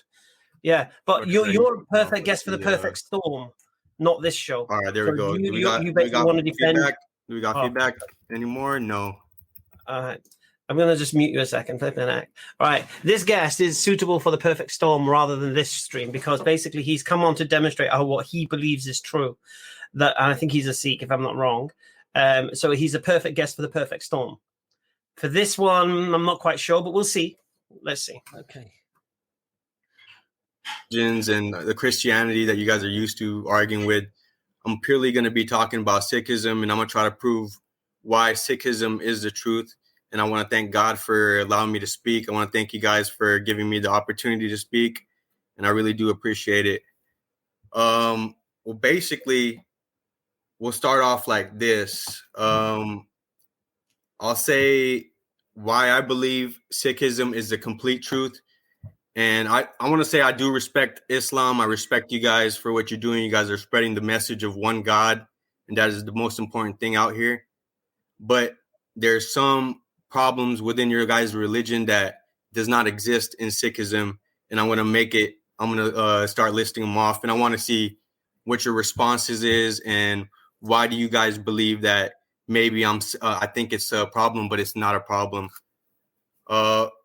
The first problem I want to talk about is that you guys all believe that God is perfect, right? God never makes a mistake. God's never done anything wrong. Is that true? Yes, that is true. Supri, you started off by saying that you were going to demonstrate why you thought Sikhism was correct, and then that was going to be your criteria with which you were going to compare Islam. Because God never makes a mistake. But I just want to understand a little bit more about you guys. No, just tell us why you might think have a little bit Sikhism more is the truth. similarities than differences, so we can Just tell us why Sikhism is the truth, mate. Okay, yeah.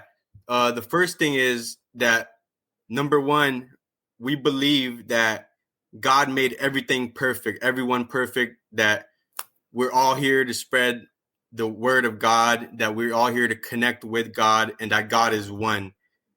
The problem with other religions compared to Sikhism is we don't limit the power of God. God is beyond our understanding in totality. God is greater than what we can understand. And Sikhism says that every mortal human being that exists on earth can never completely understand God. And one thing that's different between Sikhism, which claims that we could never completely understand God until we become immortal. And the only way we can become immortal is to go closer to God. So in this mortal life that we live right now, we're not going to completely understand God until we die and become immortals. And the only way we can become immortals is by connecting with God, which is the true immortal. So with that being said, I want to say, when you limit the power of God by saying that God is in one place or another, we Sikhs believe that God exists everywhere, is omnipresent, creator of all, this destroyer of all, the operator of everything that exists on this earth and all realms. God is the one who created it. God is the most powerful being, is the greatest, as you guys say. What I want to contend is just 1 second, Supri. Yes, so sir. You've made a point there. I'd like some feedback from some of the panel. Imran, do you want to just come in there first, and then Hamza, and then Ijaz, inshallah? You muted, Imran. Thanks. Imran, you muted. Supri, so what you've really done is you've just made some claims. Well, I want to know, do you guys believe that? So this is the thing. Because what you said was, I'm trying to have the conversation in a sensible way. Okay. So one of the things that you said was that, you know, Sikhism is true. You're going to establish that, and then you're going to use that as a criteria to explain why Islam is falling down in certain places. And what you've done is you've made it's not the complete truth. Sure, every religion has because some from what I truths in understand of Sikhism, you're perennialist religion. You believe that there are many paths to God. that you don't believe any religion essentially is false, but there are different relative amounts of truth within these religions. Is that correct? Yes, every religion has a truth, but there's not complete truth. Sure, I understand that. So this is the basic premise of Sikhism, and I think also the basic flaw of Sikhism as well, and we can come to that. But the problem here that we're having initially in the beginning is we need to understand why you think... Well, you're claiming that there's many ways to God, right? No, No. I'm not saying that. Well, you're saying that Sikhism claims that there's many ways to God, right? That's what perennialist means. Yes. No. There's only one way to God, but there's different ways that people can try. There's not. You guys believe in life and death, and afterwards, what does that mean? It's either heaven or sorry. hell, Sorry. How many ways to God is there? There's only one way. And what are the many ways? No, I'm saying, well, there's many ways in reincarnation. So either you mess up this life. You know, reincarnation. Do you believe in reincarnation? You're not going to God, but if you do it right, you're going to God. One second, Abbas. I want to just establish some premises as we go. So a person can have 1,000 deaths and go to God, or a person can have one death and go to God. You believe in reincarnation? But there's only one way to God. Yeah, reincarnation. You believe in reincarnation? 100%. Do you believe in animals being reincarnated? Well, animals, everyone that has a soul, it can be reincarnated. Could become a badger. I'm sorry? So I could die and become a badger. Yeah, absolutely. Okay. Carry on. That's the difference. Well, no, just believe that if you die, I'm just going to hand you the shovel. Heaven or you go to hell, right? That's why you say there's one way. Just one way to God, but there's no one. Okay, Supri, I've had to mute you. Just give me 1 second, please, if you don't mind. I'd like it to be a meaningful conversation. You were talking to Brother Imran. Let's have that conversation. Let's have a bit of flow. And then I'd like Hamza to come in there, Nazam, and then Ijaz to come in there. So if you don't mind. So Imran, please go ahead. So Supri, I just want to clarify with you, because I've discussed with a few Sikh brothers in the past, and really I have a question for you. Yes, sir. You're saying something that I'm finding is new, so I want to just clarify your understanding of it. So you said that there is only one way to God. Yes. So, but then you said that there are, and you said that way is reincarnation, which is an odd concept. No. If you're reincarnated, that means you didn't go to God. Oh, I see what you mean. So if you live the perfect life, whatever that means, we'll come to what that means. Then at that point you will then become part of God, or you join God, or you become connected to God. Yes. Yeah. Okay. So obviously the Hindus have the similar concept of this, that you live lives, you're reincarnated, and as you become more... Yeah, but they're idol worshippers. Sure. We'll come to that. That we can come to the flaws within the systems. But I'm just telling you that the system is there, that there is reincarnation, and then each reincarnated life will either take you back a step or forward a step, and eventually you get to the stage where you have a perfect existence, and then therefore you become nirvana, they call it. Within that, you become part of God, and you are immortal in that sense. And we have, the Buddhists have a similar concept. We have this similar concept in the Far Eastern religions as well. So the mechanism you're describing is something that's available in other systems as well. I have issues with the concept of reincarnation as a just mechanism of giving reward or punishment for past events, but we'll come to that in another step. Let's go through this. So you're saying that Sikhism is the complete truth in the sense that because what you've described is seen in other religions. So what is it specifically about Sikhism that you don't find in Hinduism or Buddhism or other religions? So, for example, in Buddhism, there is no concept of you of a creator. You just live your lives and you become one with whatever you are at the end. You reach enlightenment. So they're not idol worshippers in the sense they don't have idols. They have images of Buddha, but that's not their focus of their worship. Well, I don't know too much about Buddhism, but I'm not sure if they believe in just one God. Hinduism, they believe in multiple gods.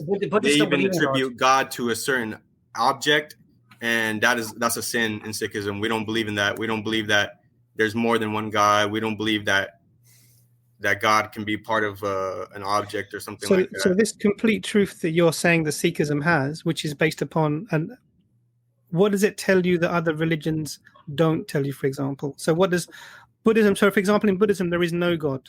They don't believe in a God. Okay. Yeah, well, they believe in a reincarnation, and you live your lives according to a certain way, and eventually you get to a state of enlightenment where you become part of whatever the universal essence is or whatever that is.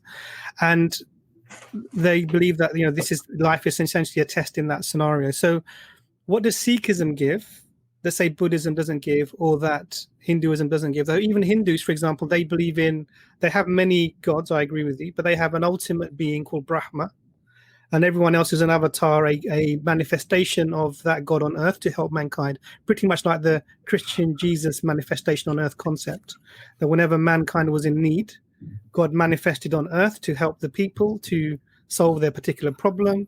In Krishna's case, he was even killed as well for the people. Well, no, and so we have these, that God exists sure, everywhere, that he doesn't need to come as a human being or anything like that, that God is within everybody, that God is the ultimate. You can't limit the power of God by saying God's over here only, or God's only over here.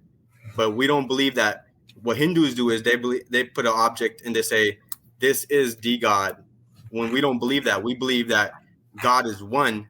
So you're pantheist everywhere. So that's the main difference. And so you're a pantheist, huh? So you guys are pantheists, yeah? Pantheists. Well, what does that mean? That everything is God. That God is the creator of everything. So, God exists everywhere. Do you believe God is in everything, every single matter, everything? Yeah, 100%. So when a dog craps on the floor, that's God, according to you.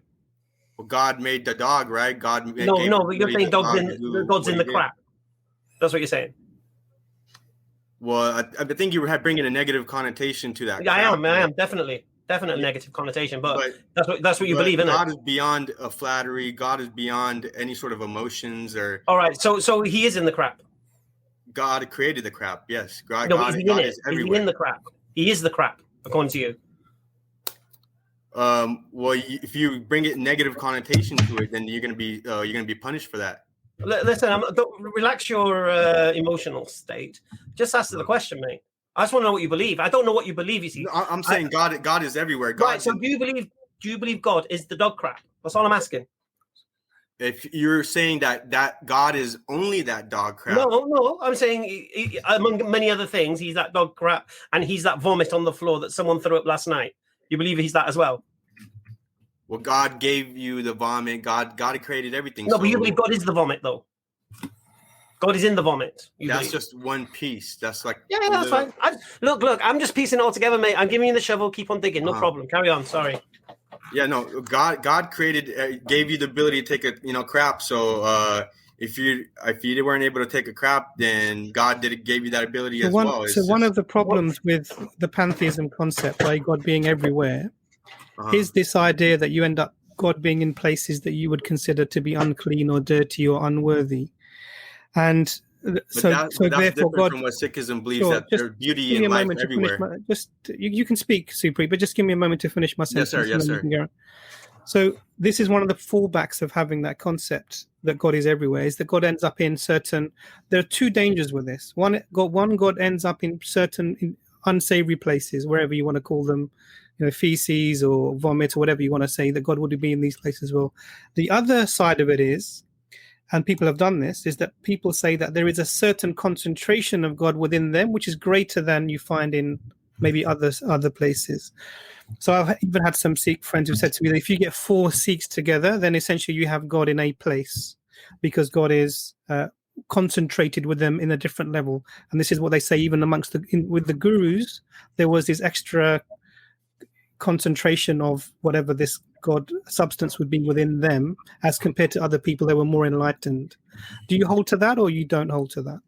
Well, if you were focused on God, then you're getting the ability. They have something called metaphysics, which is a great power that comes from God.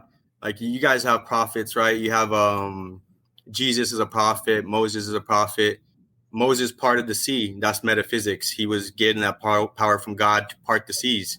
Regular human beings can't do that because they're not in tune with God. They're not focused on God. Jesus was able to walk on water. That's power of metaphysics. Guru Nanak was able to stop a boulder that was coming down from an avalanche with his bare hands. These are power metaphysics that you get from God if you're in Guru Nanak did what? He stopped a rock rolling down a hill. He stopped a rock? Yeah. Well, how big was the rock? There was a Hindu who tried to kill him because he was going around spreading the message of one God, and he didn't like that because he was he controlled a river flow of water, and he was a strong, big Hindu guy. And Guru Nanak, he had 2 messengers with him. He had Bhai Mardana was one of them, who was a Muslim. He told him to go up that hill because the people that were downstream weren't able to get the water because the Hindu charlatan dude was controlling the water flow. He pretending like he's God, he can control who gets water and who doesn't. So what he tried to do, Bhai Mardana went up there and told him, hey, this is God's water. Why are you letting these people starve to death? Why are you letting them not get any water? So the dude was like, I don't care. And Guru Nanak diverted the flow of water with his bare hands. And then how did he do that? Because he had a dam. It was a dam that was blocking the flow of water. And when he was at the bottom of the water. So when he's seen the people finally get the water, and Guru Nanak was started converting all these people, he's like, oh, they're no longer Hindu. No. I'm trying to understand the Guru Nanak part. So what did Guru Nanak do? Well, the guy had a rock that he threw down the hill, and it was coming down. You're standing in front of an avalanche, you're gonna get crushed, right? Unless you got the power of God, who's gonna save you. So I'm confused. What do you mean avalanche? Is it a rock or is it loads of rocks? It was a big old rock. One rock that was coming down the hill, and it was coming at high speeds. And he stopped it with his bare hand. And they have this in Pakistan. You could find the rock with his handprint on it. Why do you believe this is true? Why do you believe this is true? Because they have that. They have. You can look it up right now. No. Why do you believe that actually happened in history? Because there's multiple people that have given power by God that have done supernatural. No. Why do you believe Guru Nanak stopped a rock rolling down the hill? Why do you believe that's an historical event that occurred? Well, number one, they actually have evidence of that hand. It's in Pakistan. What's the evidence? The evidence is his handprint in the rock. And how does that prove that it stopped a rock rolling down a hill? Well, if the rock's coming down the hill, it's at the bottom of the hill. No. How does having a rock in Pakistan with a handprint on it? Had more history beyond that. I'm just trying to understand your religion, mate. So how does a rock in Pakistan with a handprint on it prove that this event occurred in history? Well, because the dude, this is events that happened. The guy tried to kill him. No. I hear the stories you've been told as a child. I hear that. But I'm trying to marry up why this rock in Pakistan with a handprint on it is the rock that Guru Nanak stopped, and why you believe Guru Nanak did do the stopping of the rock. Well, because the guy, these are like, you got different people had different stories. Like Jesus has stories. No. We're talking about Guru Nanak here. We write them down. We prescribe them, right? Hamza and Supreet, can we go back to the initial argument of why I really do believe this is the perfect storm. This is the perfect storm, guest man. To be honest, Supreet. Yes, sir. There's nothing that you've said to me that proves that Sikhism is true and that somehow Islam is deficient. Well, no, that's why I wanted to get to that point, because Islam, you guys believe that just one God second. exists only in heaven, right? Supreet, just 1 second. Yes, sir. So your assertion that God being outside of his creation in the physical sense somehow is something that's deficient, when Hamza pointed out to you that if God is not outside of his creation, God is within his creation. God created everything. Just bear with me, Supreet. God was the rock. Supreet, just bear with me. What you said to us is that because we say God is not physically inside everything, therefore this is somehow deficient of God. But then when Hamza said to you that, and Imran said to you that if God is in everything, then na'uzubillah, he's in dog poo or excrement or all of the things that we as human beings would regard as foul and would not want to be in those things, unpure things. And you're saying that no, God is inside all of those things. And if you don't believe that is somehow deficient. And I don't understand how that's proof or evidence in any way. No. God created everything. God created you and gave you the ability to do what you do as we humans do. Okay. You're viewing it as negative. Perhaps what Sikhism says, the beauty of God exists everywhere, all around you. Okay. You can be covered in shit, but God is everywhere. You think that shit is bad, but if you're thinking of that, it's just God, you're going to get power. I don't. But if you just see it as negative, then you're viewing as God's creation as negative. You're not going to get the power of metaphysics. You're not going to be able to do great things. So, I'm going to get Ijaz in there and Nazam in there, and then because to be honest, you did. I want to get to the point about. I want to ask you guys some questions. And I said why you did actually make your point initially as to why you feel Sikhism is true and Islam is perhaps deficient, and we're dealing with that. So, I'd like to get Ijaz in there, and then Nazam in there as well. I'm just a little bit confused because I started looking up the handprint on the rock, and it actually says that it was carved as a sign that this was actually the rock that was stopped, not that the handprint came on the rock because of having stopped it. It was carved by a person called Maharaja Ranjit Singh, who lived in the late 18th to the mid 19th century.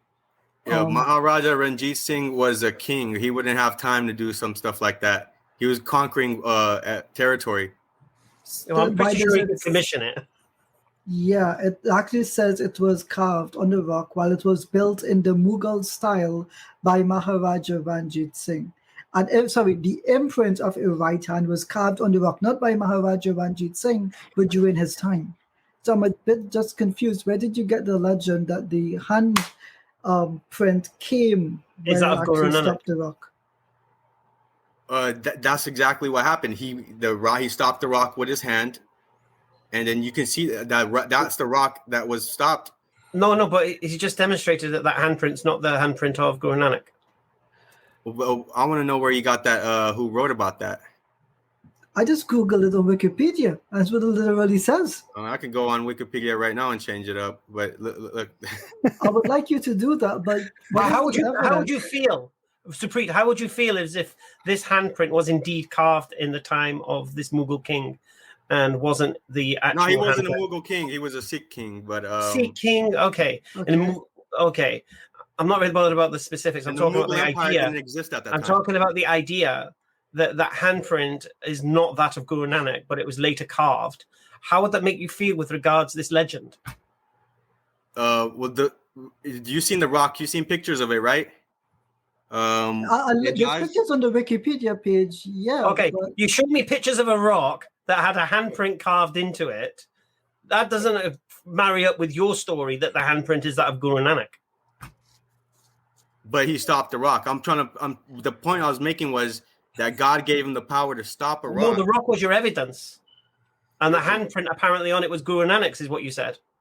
No, the evidence was that the guy tried to kill him, and he that's not evidence. Survived an avalanche. Okay. And King Arthur tried to pull a sword out of a stone. He did, by the way. That's how your country was founded, Hamza. Yeah, it makes sense. You don't know. There's a stone with a sword in it in Camelot. All right, guys. Just one second. Nazam, do you want to add anything before we get the other guests on? Because we've got quite a few other guests on waiting. But I think I want to get to just one main point that I want you guys to answer. Just 1 second. Nazam, do you want to add anything to what we've been discussing so far? Well, I was just going to say Sikhism actually teaches that God doesn't incarnate. So that would imply that God isn't everywhere, at least in the literal or physical sense. Yeah, God is immortal. Sikhism is against incarnation as well as idol worship. No, we believe that God is not born. God has always existed. There's no birth. Do you believe that God became a man or a plant or an animal or something when you say God is everywhere? When God created you, God already existed. So also I was wondering, if God is everywhere, then why can you not worship anything since God is in everything? So why can you not worship it like that is the only God? You cannot worship that this is the one God. And everything else. Why can you not? If God is in everything, then why can you not worship anything and everything like an idol? Since God is everywhere and is in everything. That's what the Hindus say, isn't it? God is in the idol. That's a sin. You can't claim that this is the only one God because there is only one God. You can't. He's supposed to be in everything. One God. This is the one God. you can't worship items and say, oh, this is just the one God. And also, I was wondering why in Sikhism, like, I don't mean any disrespect but by my questioning, but in Sikhism, you do have like lots of images of your Guru Nanaks or of your scholars and sheikhs. And do you not like bow down to them and also to your holy scriptures? Do you not bow to your holy scriptures as well? So is that an act of worship?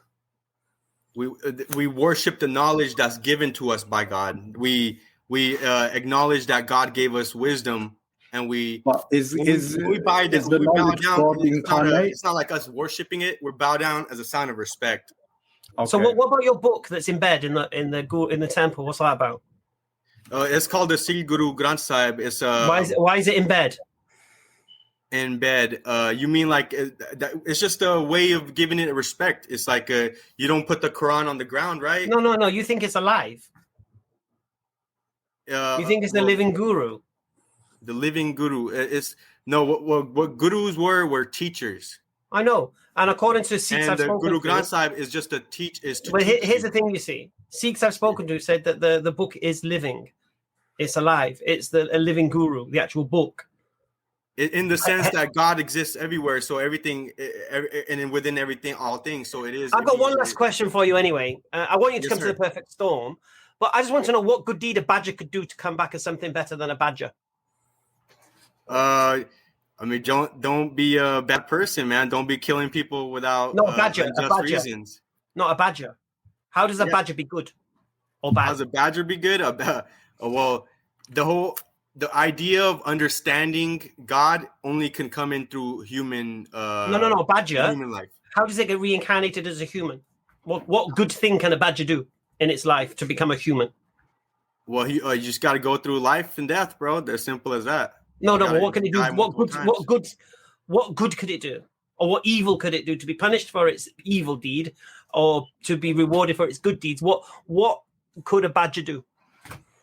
Oh, I don't know. That's God's. No, you believe this thing. You believe animals can become humans, yeah? Well, yeah. I believe that humans can either go to God, or if they're not good, they get reincarnated and go through multiple So when the human's in an animal, so if I cause a lot of pain and suffering to people, I got to go through multiple lives. No, what about an animal? As a small animal, how does an animal do good deeds? As much pain and suffering as I cause to other people, I'm gonna get it back. How does an animal do good deeds? Animal. How does the animal do good deeds? That's beyond my understanding. Do you understand the conundrum? I can only tell you how a human could do good things. Do you understand the conundrum? The human has free will. That's why. Anyway. So the main point I even came onto this is to show that when you guys believe that God only exists in heaven, right? No. So you believe that heaven is created by God is everywhere, God right? existed before the creation of heaven. So he exists without time and space. Okay, yeah, God does created exist space without and time time, and space. including heaven. But in the Quran, it doesn't say that God exists only in heaven, right? Quran doesn't say God exists in heaven. It doesn't say God exists in heaven. Yes, it doesn't say that. Okay, I'm gonna have to check that out. But I've talked to multiple Muslims who say that God only does exist in heaven, does not exist on earth. So, Preet, I invite you to the perfect storm. We'll do it on a Thursday. You can come on and tell us. Every Thursday? In the meantime, I'm going to read this book for when you come on. What is that, bro? My time. screen's real small. Okay, I'll do it like this. 1 second. Sikhism, yeah? Because I've got a question for you. Do you believe your gurus were messengers of God? Yeah. Anyone who talks about one God is a messenger of God. So why don't you do what they say? Which is what? Worship God? Don't cut your hair and wear a turban. Well, bro, I'm not a perfect Sikh. I'm trying to get there, bro. You see me growing my beard. It's only been 3 months, and I haven't cut my hair in 3 months. Well, I'm gonna start growing it out. Well, there's different schools of thought in Sikhism as well. Well, I mean, I could say the same thing to Ijaz over here. You don't got a beard, and it doesn't. Muhammad say, or the Quran say you have to grow your beard out? No, it doesn't say that. No. Then why are you all growing your beards? That's a different story. You don't know much about Islam, I don't think, to be honest. Because you keep making these accusations. Doesn't the Quran say this? No. Doesn't the Quran say that? No. So the Quran says not to grow your beard? Have you read the Quran? No, it doesn't. I've read parts. I can't say I read it from start to finish. Guys. Supri, thank you very much for coming on. And if you'd like to come on, yes, you can come in, Ijaz. Just 1 second. Supri, do come on to the Perfect Storm if you would like to. I think personally, I think the conversation is actually not going anywhere at the moment. Ijaz, last sort of thing there, and then we get somebody else on. Yeah, I don't choose not to have my beard. I just can't due to a medical condition. So, all right. Well, I'm sorry for bringing that up, bro. God bless you, man. I don't want to. You didn't know, so I don't have a problem. You didn't know, so it's not like I don't feel bad about it. But thank you for the comparison. I understand the reason why you did it. But what it did expose your ignorance of the Quran once more, though, Supri. Well, I'm learning something. I was ignorant. So it says the Quran says not to grow your beard. No, the problem is you haven't read the Quran. No, I have not read the Quran from start to finish. No, you haven't. I know you haven't. Because you keep making these accusations about the Quran that it doesn't say. You keep doing it. And then I'm supposing, you know, like I've seen 90% of Muslims grow their beard. I'm thinking it must be in the Quran that makes them do that, right?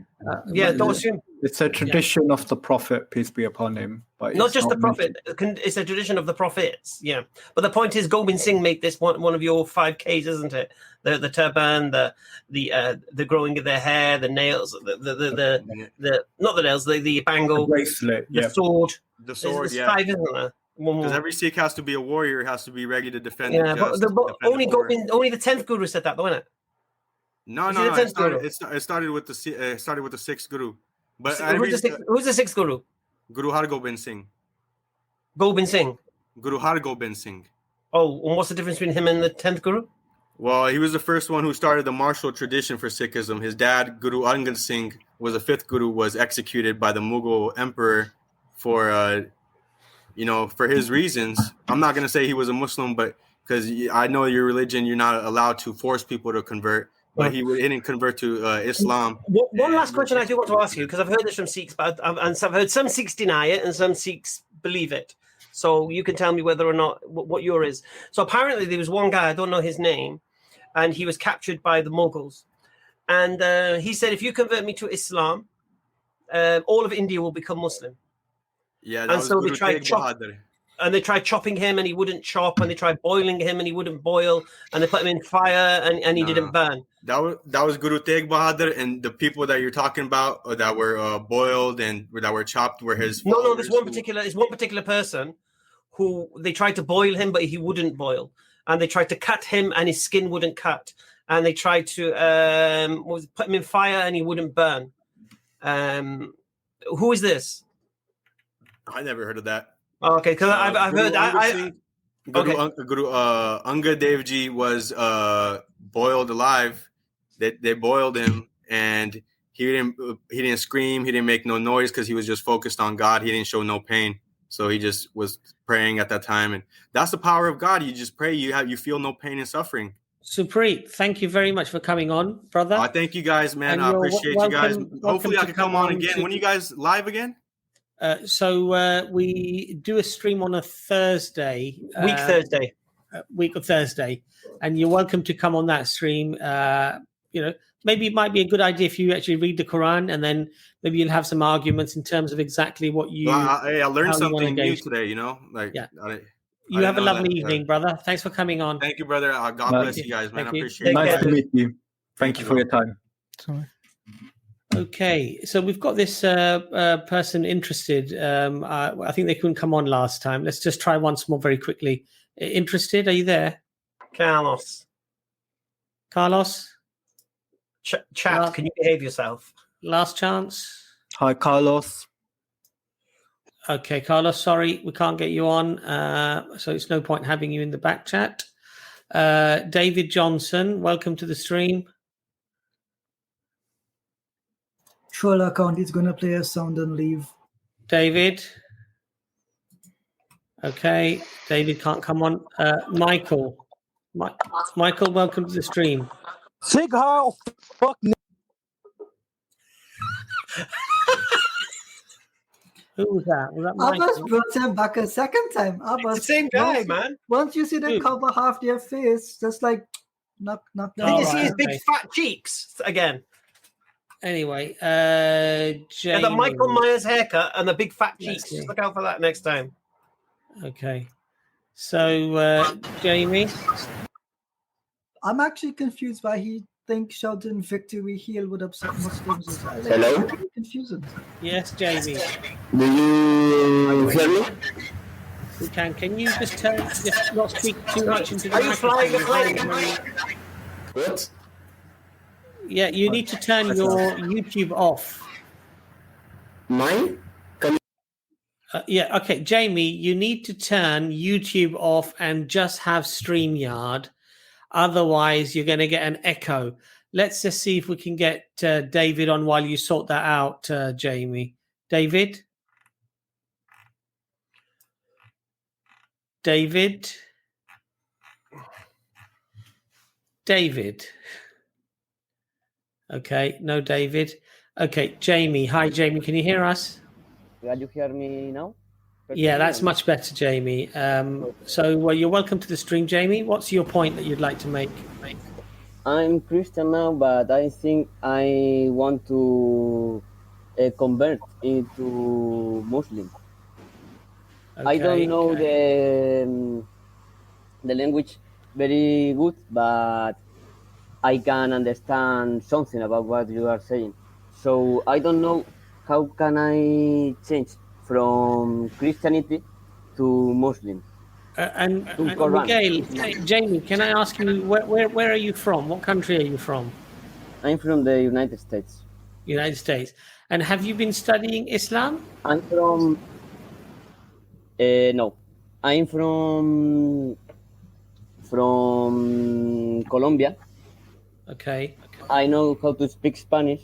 If someone can speak Spanish, I'm from Colombia, and I have my cousin is a girl and is married with a Muslim man, and he's talking me through the process to changing into Muslim, and I basically want to change into Muslim. Alhamdulillah. And I don't know. All right. Okay, Alhamdulillah. Neil Castro. Uno momento, por favor. Uno momento. Neil Castro, come on the stream, brother, and let's see if you can help out, inshallah. Hablo un poco español. Muy mal. So let's see if we can get brother Neil Castro in and see if he can come on, inshallah. It doesn't matter. I can speak English. It's like my we're going to speak second Spanish to you, my brother. Yeah, but I think he understands enough English to do the Shahada if he wants to do the Shahada. So, brother Jamie, you want to do you want to become Muslim now? Is that right? Yes. Okay. So if we do the Arabic, you repeat after us, and then we will do the English, and then you repeat after us, and then inshallah ta'ala you will be Muslim then. Are you here? Can you hear me? Yes. So if you want to become Muslim, you have to do what is called the Shahada. You have to testify in Arabic and in English. Do you want to do the Do you want to testify to that now? Yes, but I have a small question because my cousin, my parent cousin,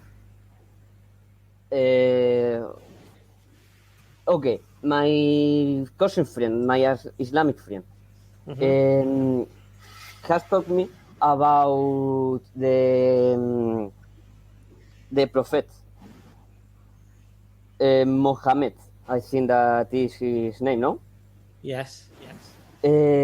How old was his marriage? His wife, The to gift? Aisha. Yes. To Aisha. See? His wife. Tabia. He told me about he had a lot of marriage, and he told me that there was underage. Is that true? Underage? No, it's not true. I think that that's true, but I think that is. No, it's not true. Huh? No, it's not true. He didn't marry anybody underage. Who was the oldest one? The youngest one. Okay, you said he married somebody underage, and the answer is no. What's your problem now? One? Huh? Who was the youngest one? Yeah, Aisha. And how old was her? What's that got to do with anything with regards to you becoming a Muslim? I don't know. It's a thing that he told me. He told me What's that got to was... do with what's that got to do with you becoming a Muslim? I don't know, but it's just a question. Why do you care?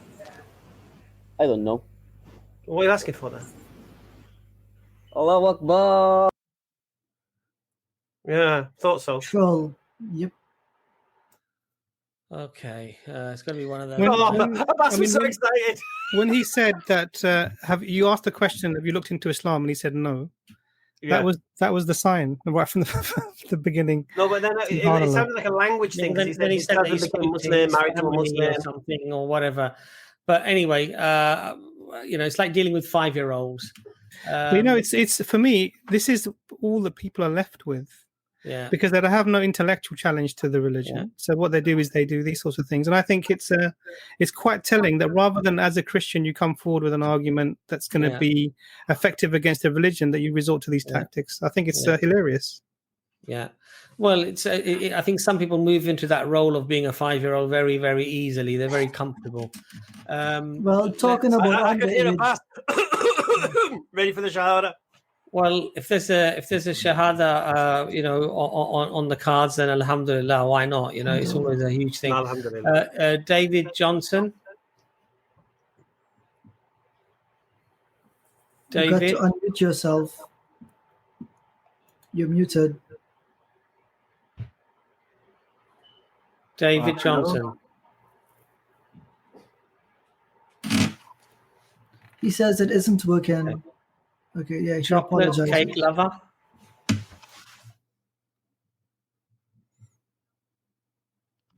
Hello? Hi there. Can you hear us? Hello? Yes, hi there. Can you hear us? Yeah, I can hear you guys. Can you hear me? Okay. Yes. Yeah, who can do? Yeah. Can you hear me? Yes, we can do. Okay, great. So,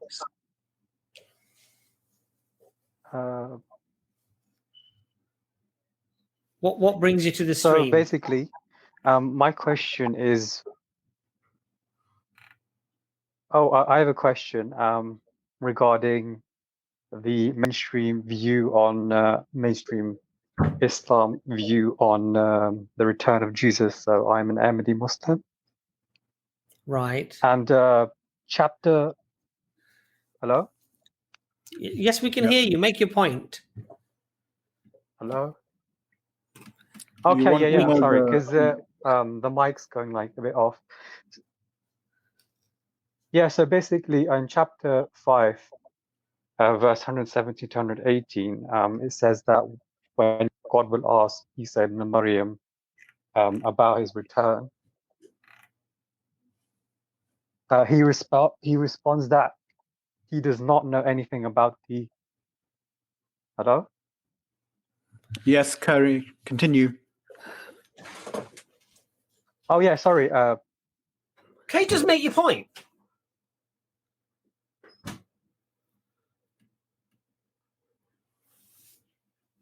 Chocolate lover. Okay, can we just move on? Because, honestly, but we thank you for coming, but figure out the mic stuff and we'll bring you back on another time, please.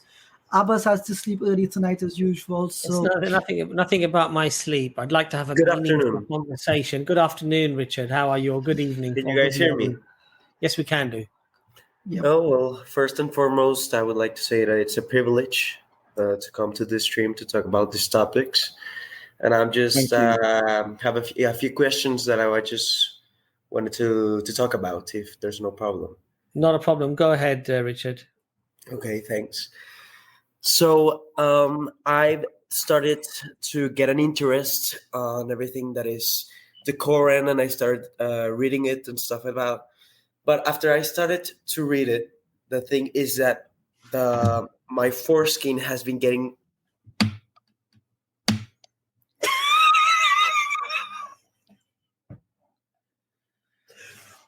As if the Quran mentions circumcision. I have to be honest. I think this is like the worst stream, to be honest, that we've had in a very long time. There's been like trolls one after another. Yeah, because they're desperate. You see, they have to malign Islam in any way they can.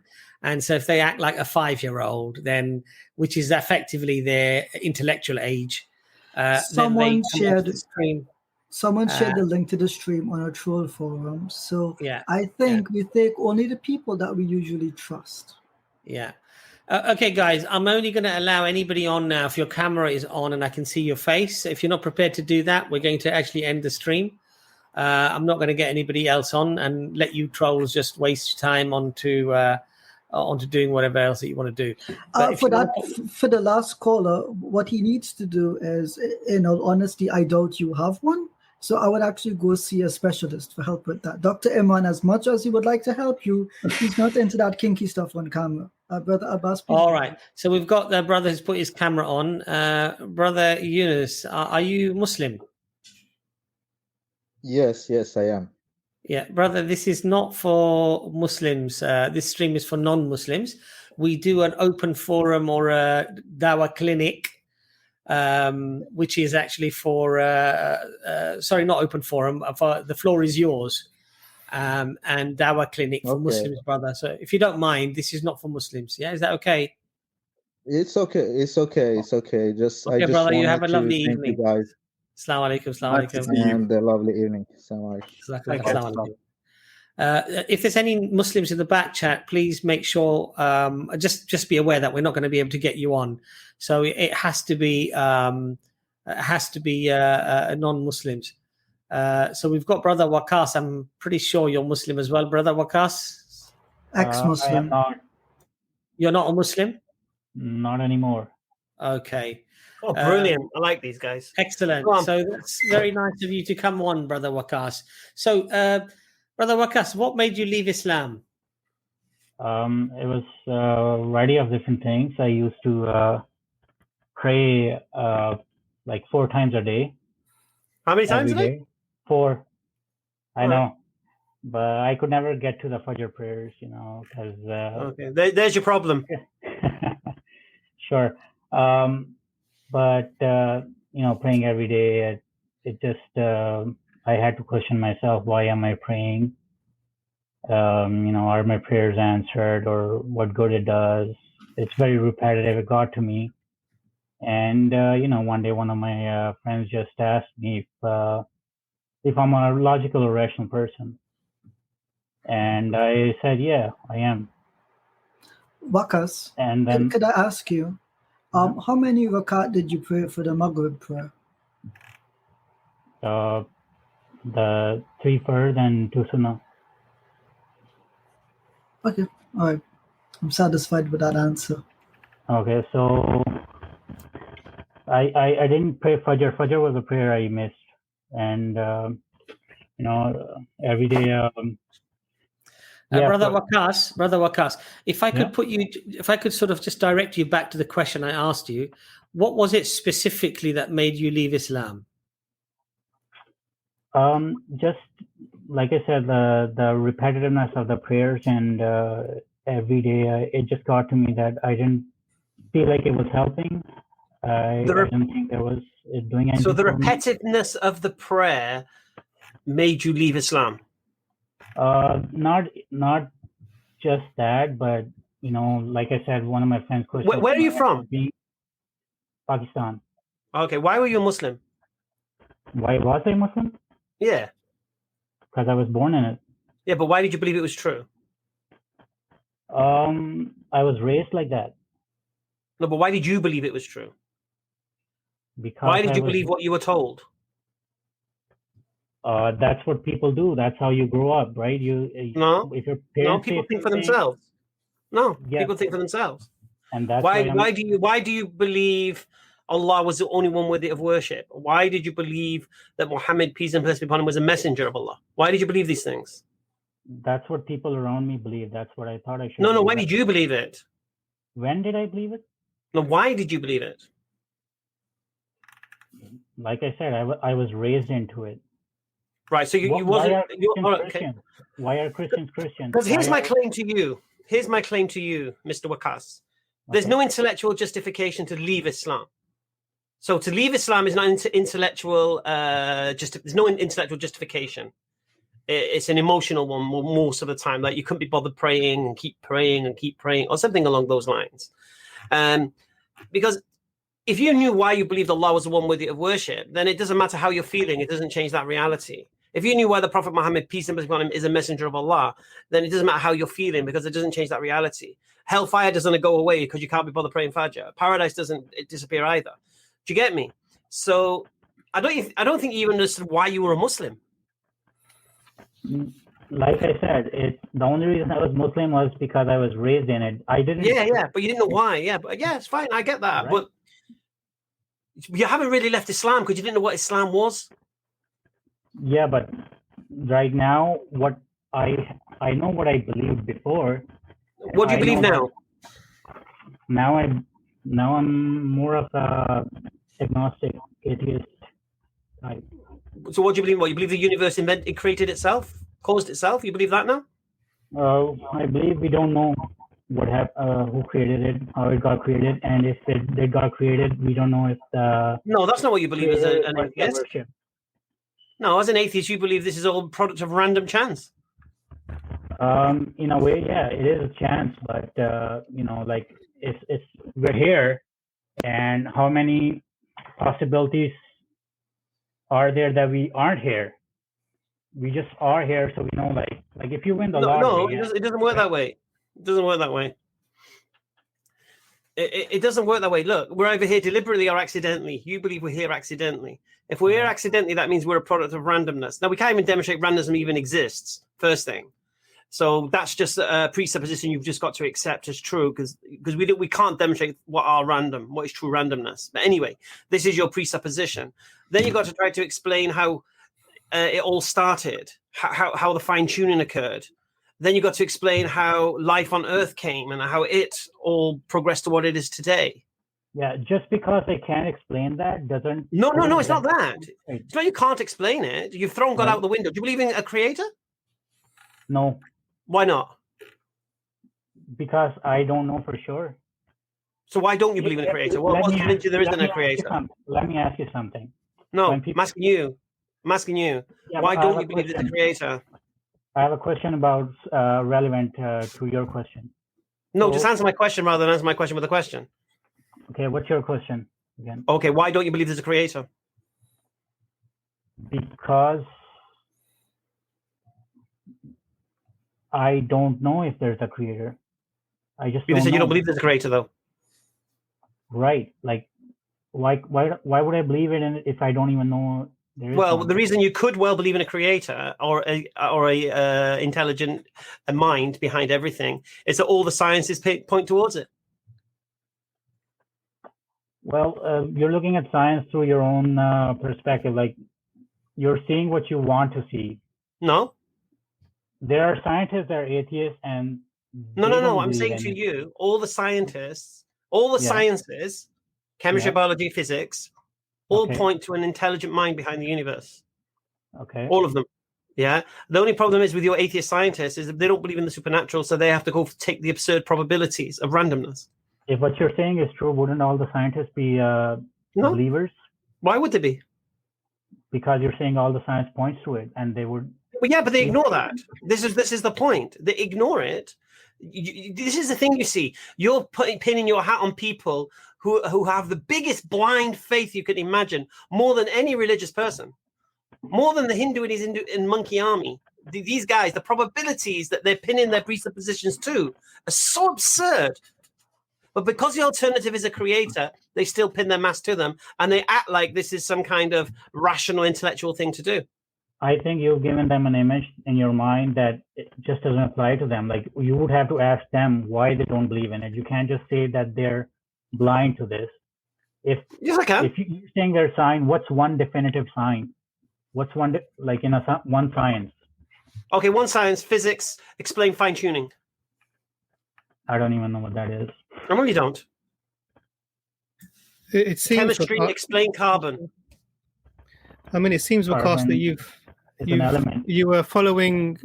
If we accept your story at face value, it seems like you were following your society, and now you're following atheism without actually looking at any of it. With the same blindness. Because basic questions, you claimed rationality. This is not demonstrable on an atheist or an agnostic worldview. You claimed, that Brother Hamza asked you a very basic question about fine-tuning. You have no idea what that is. So I doubt that even your position that you've arrived at, I doubt there's any. My view is, I don't know you. You can maybe explain, but I doubt there's actually, you have not established your position for where you are. Now we all don't bring out the carbon. We all are socialized, whether you're atheist or you're agnostic or whatever. When we're young, this is just normal growing up. Then you get to a stage where you start to use your own thinking in your brain, and you verify, you check things for yourself. Most people go through this process. It seems like you haven't been through that process of self-reflection and learning and establishing why you believe what you believe, and you've fallen for scientism, which is this idea that science is the way to learn about truth, which is actually false. No, I'll stop you there just because that's not right. I didn't convert out of Islam because I believe in science. I didn't say you did. Converted out. You said I started following scientism. That's not. I said you've gone from one to following the other. Not exactly. What he said to you, you were a Muslim and you didn't know why. Now you're an atheist and you don't know why. I know why I'm an atheist. I know why. No, you don't. How why are you can you tell me what I do know and what I don't know? Why are you an atheist? Because I'm not a Muslim and I'm not any other religion. I don't believe in a deity. I don't believe there's a creator that created us. That's what you're worshiping. That's what an atheist is. Yeah, but why? Why? Because what is your reason for having? What is your reason for thinking that this is a reasonable position to hold as a worldview? Okay. If you guys think about it, when Muslims say the Shahada, right? You say, I testify that there is no God except Allah. But no, we don't say that. We don't say that. Wakas, we don't say that. What do you say? We say there's none worthy of worship except Allah. Right. So, okay, let's say that. But how can you testify that as an honest person? How can you, as a single person, testify to that when you don't know Allah? Okay, who's more worthy of worship? Nobody. So that's what I say. That I know. Nobody that I know. I can say that honestly. That's what we're saying. There's nobody worthy of worship. And you just said it. You agree with us. Why are you questioning us? Okay, Ijaz and I say not him. Just 1 second. Brother Ijaz, would you want to have a conversation at all with Wakas? I would like to give my time to Dr. Imran if he wants to use it. If not, yeah. Wakas, can I just ask you one thing? I'm sorry. Just very quickly, I was just going to say about the prayers. Wakas mentioned that he didn't get anything out of the prayers, and I think it's understandable given what he said, because he said, he was born into a Muslim family and he was just copying or being told what to do. So it's not surprising that you wouldn't have gotten anything out of the prayers if you were just simply, just doing what someone was telling you to do. And this is why it's important that we also teach, when we teach Islam to our family members and others, we teach them the purpose behind the praying, and not simply pray because I told you to pray. No, I was pretty involved in my local mosque. I used to go to Jamaat. I went 2 times. Why were you praying? Why was I praying? Yeah.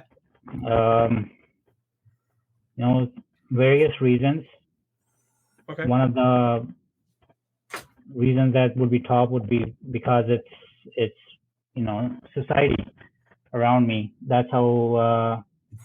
If you're in a Muslim family, that's why you would pray. That's why you would fast.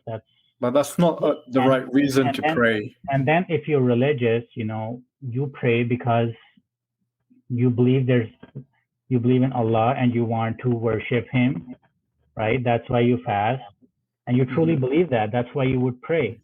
Yes. So the question isn't really about the question isn't really about the belief. It's about why you believe. What is the reason that you So you are doing you're saying that you are following without thinking. Yeah. Would you agree? Or had you thought about does God exist or not before this? Before, you mean when I used to pray? When you said that you were a Muslim, did you at any point go through your mind why you believe that, why it is reasonable to be a Muslim? What is the rational basis for being a Muslim? No, I never thought about that. Yeah, so that's the problem. Could I make a comment here? Wakas, can you hear us? Yeah. All Go ahead. Dr. Imran is asking you, and all that Brother Nazam has asked you, is if you grew up in a Muslim home, in a Muslim country, at some point you would ask yourself, okay, why do I believe what I believe, and how am I meant to understand it?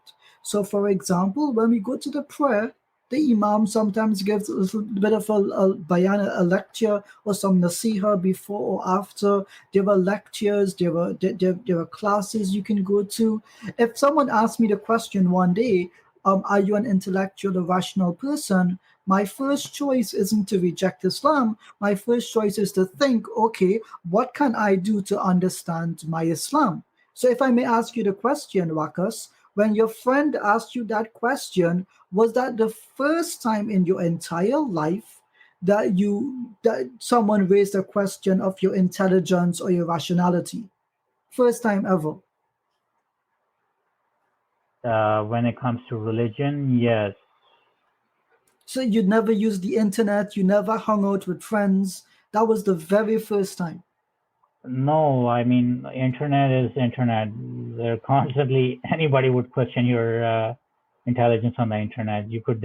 Right. So when the people on the internet questioned your intelligence, or you saw videos about how Islam is false, didn't you look into the claims? Didn't you try to study a bit more, or did you just ignore what was on the internet? I ignored it, I would say, because, it's a lot of trolls. I wouldn't have taken that seriously. But how do you know it's trolls and just dismissive of it? Why wouldn't you equally dismissive of your friend? Because a person is hard to ignore when they're in person in front of you, and you have to work with them, you have to talk with them. Okay, so he asked you this question, and what was the next thing you did? Did you take a class in Islam? Did you go to a sheikh? I thought about my prayers, why I pray, and I thought about how it's why do we pray? Because it's in the scripture, why it's in the Quran, and it's 1400 years old. How there's no guarantee that it's right, and the only thing that says it's right is the scriptures and the hadiths and those books, and there's no guarantee they're right. The only thing Here was the question then, Wakas. Why didn't you go to a scholar or an alim, someone who studies the philosophy of religion and can answer these questions and teach you the tools to understand your deen? Because I've already made up my mind, and I don't want to discuss that so openly.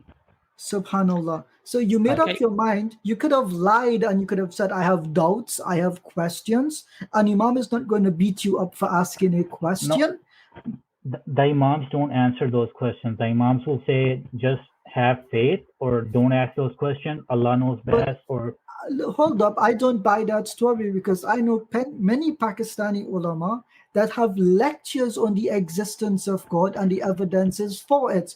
You're making it seem as if Pakistan is devoid of a single person on the face of the planet that has asked themselves this question.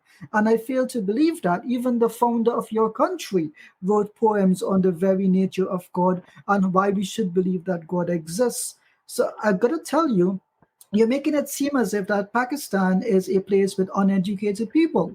Is this the case? No. No? I am Pakistani, but I don't live in Pakistan. I'm in Canada right now. And so if you're outside of Pakistan, couldn't you have gone to an imam in wherever you are at right now and told them about these disagreements? When I did, and I had questions, I received answers such as, have faith, and we can't know that answer for sure. Allah doesn't. What was your question? We don't know X, Y, Z because Allah doesn't want us to know X, Y, Z. What was your question? I don't remember, but I remember the answer. You don't remember being your question? Something very vague. Yes, I don't remember the question. Well, your question must have been vague to get a vague answer. Sorry? So in 9 to 10 years, you've not heard a single Muslim scholar discuss the philosophy of religion. No, I've heard it. See, when I was a Muslim, I used to watch a lot of YouTube videos about Islamic lectures and debates, and I was very curious about this stuff. So I've seen. Beautiful. Which Muslim debater did you see debate on the concept of atheism and agnosticism? Right now, I don't remember his name exactly, but Sheikh Hamza was like one of them. There was another. Who? Like Ahmadiyya was a polemic against Christianity. Polemicist against Christianity. What's it got to do with atheism? It was a long time ago. I don't remember their exact names right now. Do you remember the atheists that they debated? Because clearly the atheists would have asked questions like, why is Allah real? How do you know the Quran is authentic? This happens in every debate that a Muslim has with a non-Muslim. There's never an answer. I've got to be honest, Bacchus. I've got to be honest with you, Bacchus. You know, I grew up in a Muslim family, alhamdulillah, but I grew up in a non-Muslim culture. And I've got to tell you, I didn't close my eyes and choose to believe in Islam because my family told me to believe in it. I came to believe in Islam because it burned in my heart so much that I wanted to know why Muslims believe. When I pray, I wanted to get closer to my Lord. So I took classes. I watched lectures. I bought books. If the only thing I did was, give up because I didn't like the people around me, then how does that make sense? It just sounds like you were looking for an excuse not to be a Muslim, and you don't seem to have very intellectual claims against Islam. That's why Brother Nazam is asking you why. That's why Dr. Imran is asking you why. That's why Hamza is asking you why. Because a person who actually wants to explain why they disbelieve in what they believe, they will not come up with an answer like, I didn't like the prayer. There must be intellectual reasons. You could not pray. I mean, it's a fiqh difference. You could not pray and you can still believe in Allah. You can believe in the Quran. I don't get this. I've got to be honest with you. It seems absurd to me. May I ask, Wakas, are you over the age of 18 or are you under the age of 18? Over. Okay, are you over the age of 30 or under the age of 30? Over. My goodness, may Allah help you. Okay. But Wakas, before you go, I'd just like to ask you one question. Is it reasonable to reject something if you don't even know what it's really about? It's enough to reject something if I know what its face value. I didn't reject Islam because I didn't like the prayers, like Brother Ijaz said. And I rejected it. Let me finish my answer earlier. I rejected it because I thought about it, and the entire premise of a religion, it just doesn't hold up. Like, what did you think about, and what didn't hold up? People telling each other to pray to God. That's what. It's not people telling you to pray to God. Generation. That's not that though, is it? Okay. It is. Hamza, it's not. It's God telling you to pray to Him. God never said to me. When did God say this to me? Okay, in the Quran. Hamza, we've got other guests and it's already midnight. So right. Wakas, that God said this. Wakas. The Prophet Muhammad, peace and blessings be upon him. But he has passed away, right? He's not here. No, he's not here. He actually said it? How do I know he actually said it? Because his words are in the hadith, in the narrations of what he said, and the Quran is the Quran. One second. The Quran has been preserved, and it's there for you to read it today. No excuses, mate. How do I know the Quran is true? Why? How do you know the Quran is true? Have you tested its claims? Have you read it? Why would I test it? How do I know? Have you read it? Have you read it? Why would you test it? Yeah. So this is. Have you read the Quran? I have read it. In your language? Yes. Okay. Which part of it didn't make sense? It's not about just one part. I'm saying that. Name one part that didn't make sense to you when you read the Quran. Hold up. Like what didn't hold up? The entire premise of somebody telling generations ago to pray, and God himself not saying pray. There's no proof that God said pray. But Wakas, you're burying yourself slowly in illogical statements, my friend. Yeah, your story, unfortunately, it appears. I don't, I'm not judging you, but it's unwinding. Everything you're saying is unwinding, because you're not. More logical Just than give me one saying second. Let me only just if make a God sentence. says so? Just give me one sentence, Waqas. So basically, you started off. Somebody asked you a question that you'd never thought about. You're a rational being, and somehow that led to you to leave Islam because you weren't getting anything from your salah. And then you said you didn't think about it, and now you said you did think about it. And then you said that the premise that someone tells you to pray to God is flawed, which is bizarre because that's not a premise in itself. That you have to start with the beginning, whether or not the creator exists. You don't know anything about the science that you say that would give the idea that the universe is established itself in some way. Everything that you're saying doesn't really fit, my friend. And I think that it's in a way it sort of shows maybe the mindset that you're not willing to. And now you're being asked, did you ever test the Quran? And you're saying, why would I do that? I mean, that is a self-evident question. This is like a rhetorical question. Of course, the question, did you test the Quran? You should know. How can you reject something or without even testing it? What you're saying is that I rejected the whole premise. What was the premise? That somebody tells you to pray to God. Okay, but that's not that. You're starting in the middle of the conundrum. You have to start at the beginning. The universe is here. You are here. Explain this in your world from your worldview, if you're able to do that. If you've had a thought process that's rational, the universe explain that. If you're not able to explain this, then what doesn't have anything to do with Islam. Sorry, say that again. The universe being created or being here doesn't necessarily have something to do with just Islam. Other religions believe this. It has everything to do with your atheism, mate. This is a flaw in your thinking, Waqas. We're not talking.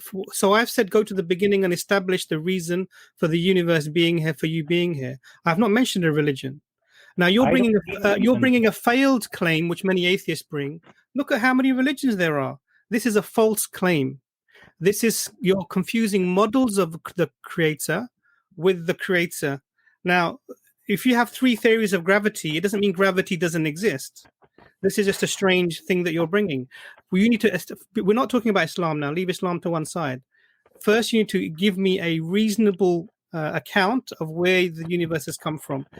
If you're going to say, I don't know, then come back when you do.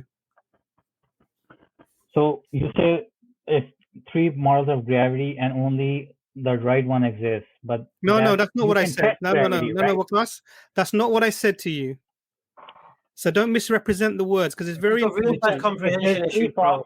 Having multiple Waqas, 1 second. Having multiple concepts of a thing does not mean that thing does not exist. So I gave you an example. If you have three theories, Waqas, listen to the argument before you jump on it, because it's important for you to understand what you're responding to, because otherwise you're going to respond to something else. I'm agreeing with you. I already gave you the point. That's true, right? Okay. So, but that doesn't necessarily mean that the gravity that you're putting forward is true. But that's irrelevant. Right? So before you do, so we're talking about. So now the thing you're saying, it doesn't prove Islam is true. I'm not talking about Islam. I'm talking about the creator first. Can you explain the universe from your atheistic mindset? Explain it to me, your worldview. Explain to me how the universe is here. And then we can go forward. Explain to me how you have rationality. Explain to me how you have consciousness. Explain to me these things that don't make sense with your worldview. Is there morality? Is there not morality? Is there objective morality? Is there not objective morality? Is there value in things or not value in things? Is a human being worth more than a frog? In reality, does it have any status at all more than a frog? Establish this from your atheistic worldview, your mindset, and then we can go forward from there to discuss where this leads to. Now, I'm going to posit something very straightforward. As an atheist, you cannot prove that your mind exists. You cannot prove that you have rational thoughts. You cannot prove that the universe exists. And it goes on and on and on and on. You can't prove anything at all. You end up in a state where you become essentially someone who sits on the fence and says, I don't really know, and therefore I'm not going to make a decision. Well, then this is not a conversation to be had. This is a conversation for you to come back when you have a position to hold. I want to make this a little bit simpler, okay? Let's say there is a creator who created the universe, right? How would you go ahead and say that it's the creator wants us to worship him? So that's it now. So that's a very good question. Now, this is a very good question, but this is a secondary question. This is a secondary question. But the first question is no, hang on a second, Waqas. You can't say let's say, because this is disingenuous. Let's say that let's say God doesn't exist. Tell me how you have a rationality. Tell me how that works. Tell me how you can think first. Tell me that. It's chemical reactions in the brain. Okay, so chemical reactions in the brain. Do chemical reactions are they in your control or not in your control? I'd say it's more like random chaos. Okay, so is random chaos in your control or not in your control? It's not exactly in my control. Like okay, so can you control your thinking then or not? No. Okay, so you have no rationality. Waqas, it's been lovely talking to you. Inshallah, whenever you get rationality, come and speak to us and we can go further from there, inshallah. You haven't answered my question. I have answered you. You have no question. Your question is automatically generated by the chemical reactions in your brain, either randomly or because of reactions that happen that you have no control over. You didn't ask a question because you wanted to. The question automatically came out because of the process of chemicals that are occurring within your brain. And if you give me an answer that's logical and rational, there is no. There's no. Waqas, you are unable to think because your thoughts are a result of the chemical reactions in your brain. There are no thoughts. You have no thoughts, Waqas. That is what science you are thinking that you have thoughts, but you don't have thoughts. These are just chemical reactions that generate something that you feel is thought, but actually is not thought. It's not in control, and therefore you have no rationality. If you do not have no rationality, there's no discussion to be had. So I want you to come back to us when you are rational, please. So you're telling me you've been basically talking to chemical reactions for this long? Well, you've said to me that your thoughts are because of chemical reactions in your brain, and the chemical reactions are not in your control, or they are random chaos, which you don't have any control over. Therefore, your thoughts are not in your control. You've already admitted this. If that is the case, then you do not have rational thought. So the person that asked you the question, your friend who asked you a long time ago, are you a rational being? Your answer to that question should have been no. Okay, answer my one question and then I'll let you go. Just one let us question. go. Waqas, you can't have a question. Suppose I wanted to convert back to Islam. How would you? No, Waqas, you can't ask a question. Waqas, I need to know whether this question is coming from you or the chemical reactions that you have no control over. I don't just believe like I don't have control. I believe all your thoughts are. That's fine. So we're all glorified robots that are just doing whatever the chemical reactions happen. There's no such thing as truth because we can't think of anything other than what the chemical reactions tell us to think. We cannot have a thought process because our thought process is governed by the chemical reactions that are predetermined. When you eat food and the food is in your stomach, you're not manually, actively thinking and digesting that food. Red herring. That's chemical reactions happening in your. Sure. I agree, but that's the red herring. We're talking about your thinking. That's you as a being.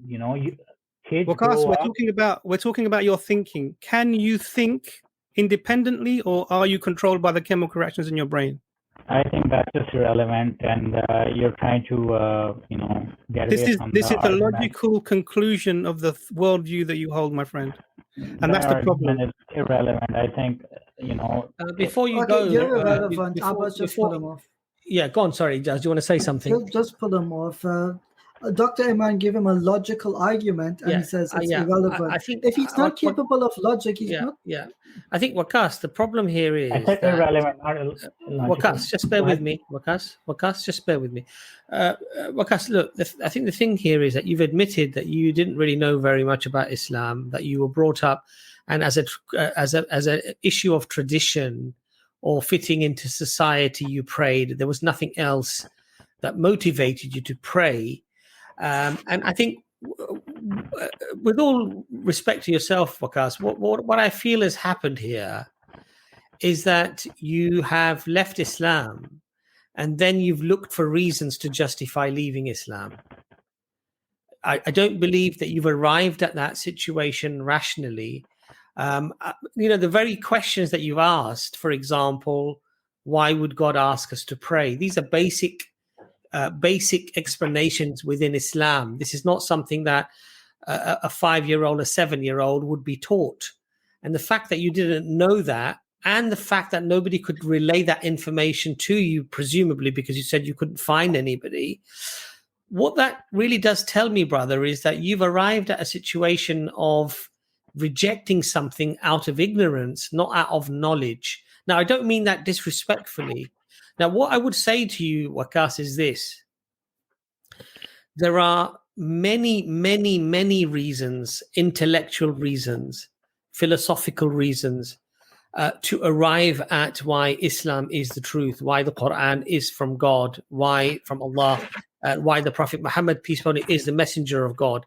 Now, the fact that you haven't perhaps studied those reasons, you're assuming that those reasons don't exist. And I think that really is a problematic. I think what you should do, as Imran has said, is perhaps learn a little bit more, come back to us, or at least you owe it to yourself, Waqas, to at least study Islam in detail. And if you reject something after having the knowledge, I think that is at least being honest with yourself. Because if you just reject something without really knowing even the basics, I would say, about Islam, and a religion that you just followed as a consequence of peer pressure or whatever, that's not a reason to worship and to follow any religion or any thought for that matter. So I think that's a fair comment. Unless you think that's profoundly unfair, I'd like to sort of wish you a nice evening and welcome you back maybe at another time. Can I just tack something on, though? I think he should do it the other way around, to be honest with you. He doesn't even believe in a creator. He needs to start there. Yeah, I agree. I said was, even if there is a creator, there is no evidence that Islam is. No, we'll start with the creator. Once you get to the creator, then we can move on. Yeah. Like I said, see, Waqas, the problem that you have, how do you know he wants us to worship him? Waqas, the problem that you have is that you see, Imran is quite right. You use the term "if." What if, even if there is a creator, how would be? Well, that's common sense. That if there is a creator, we would expect the creator to relay that information to us. But until you accept that a creator exists, any information that has come from the creator, you will reject on the basis that you don't believe in the creator in the first place. So it's crucial that you build your foundation first. Because if your foundation isn't there, there's no building. You can't build a building without the foundation. And the very foundation is that, do you accept that there are rational, reasonable reasons to believe that a creator exists? There could be, but again, that gets very complicated. There's a whole universe, right? And there could be many universes. We don't know. I've never seen a universe start. You guys haven't seen a universe start. So essentially the argument, what you guys would say is like, if there's something exists, it's created, then there must be a creator, right? But then you have to say, we must see it being created by a creator. No, we don't. No, we don't. All right. I think, Hamza, we're going to end this conversation with Waqas. Waqas, thank you for coming on. Yeah. I don't know why he came on, to be honest. Well, I just think it's when he come on to tell us he's left Islam, knew nothing about Islam, he's become an atheist, nothing's about what he's supposed to believe now. What are you coming on here for? And the point that unless I see it being made, I'm not going to accept that it's been made. I mean, if I drive through London and I see thousands of buildings, I haven't seen probably most, if not all of those buildings actually being built. But common sense would tell me they probably were built by somebody. I mean, that's just common sense. I think that's just being rational. But I learned that common sense ain't common from that conversation. Yes, exactly. So I was going to get Diddling on as a last guest, but he doesn't seem to be there. Oh, he's been there a while. He was eating something a minute ago. Okay. So Can you put that back up? Can you put that back up? That is the most interesting. What is hanging? Is that like the solar system lights? That chair. I feel like I want to speak. I feel like I want to speak to him. I want to speak to him too. So many questions. Wow. What's the medals all about? Okay, but listen, guys. What kind of sports does he do? Oh, do that again. Oh, he's back. It's all about you, Diddlin. Diddlin, what's going on? Assalamu alaikum, brothers. Brother, are you Muslim? Obviously. I am a Muslim, yes. I overheard my name being mentioned, although it was incorrectly. What's your name, brother? Didding. Didding. Sorry, I beg your pardon. Yeah, no brother, problem. this stream is not for Muslims, if you don't mind. We've got two streams that are for Muslims. He gets a free pass because of those decorations. Seriously, he's got some stuff going on in that room. A man with that many medals, Abbas, you want to turn away? No, are you being serious? Yeah, No, brother this Didding, what it is that this room belongs to my son. Oh, mashallah. Mashallah. Sorry, what was that? I didn't catch that. What was that? It's I said this room belongs to my son. He just started his college. Okay, lovely. Okay, brother Didding, if I could just request that you come onto the Muslim stream, which is Dawah Clinic, or the floor is yours, if you don't mind. Inshallah, no problem. Okay, Jazakallah khair. Thank you for waiting. Sorry to not to allow you on. Assalamu alaikum. Okay, no problem. Walaikum. Mad respect for a dad that wants to come on stream and mention his son that's going off to college. Proud dad right there. That's what we can tell. That's nice. That's lovely. Guys, shall we let one more person on, or shall we end the stream because it's nearly coming up to... As long as that person's name's not Ihsan. Is this the Ihsan? Oh, God. Oh, God. He's going to end up defending incest. I'm going to predict right now, this conversation is going to end with him defending incest. Is this the Ihsan? Why don't you have your camera on? We'd like to see you, brother. Come on, what's going on? Why are you being shy today? Yeah, it's just not really. I'm not really at home or anything. So is it all right if I just talk? Yeah, go on then. Not a problem. But we do like to see you because it's nice to see your expressions. Abbas, we need to speak to Mike as well, man. Eating those crisps. I'm not long. Hold on. I think we should I think we should negotiate something. You come on camera, we have this conversation, because Abbas did make the rule earlier that you should be on camera to have your conversation. That is true. And we got this guy. This guy looks serious. Oh, that's a troll. That's a troll. Take it off. It's a troll. It's a troll. It's a troll. Abbas, take it off. I put him on. Why is he a troll? That's a famous clip. I'm pretty sure at the end of the clip there was something very naughty at the end of it. Oh, is it? Yep. Oh, he just left. How do you know all these people, Ijas? It's a meme. It's the internet. I live on the internet. Is it really? Gosh. Okay, Ihsan, go on then. Let's hear your colourful point today.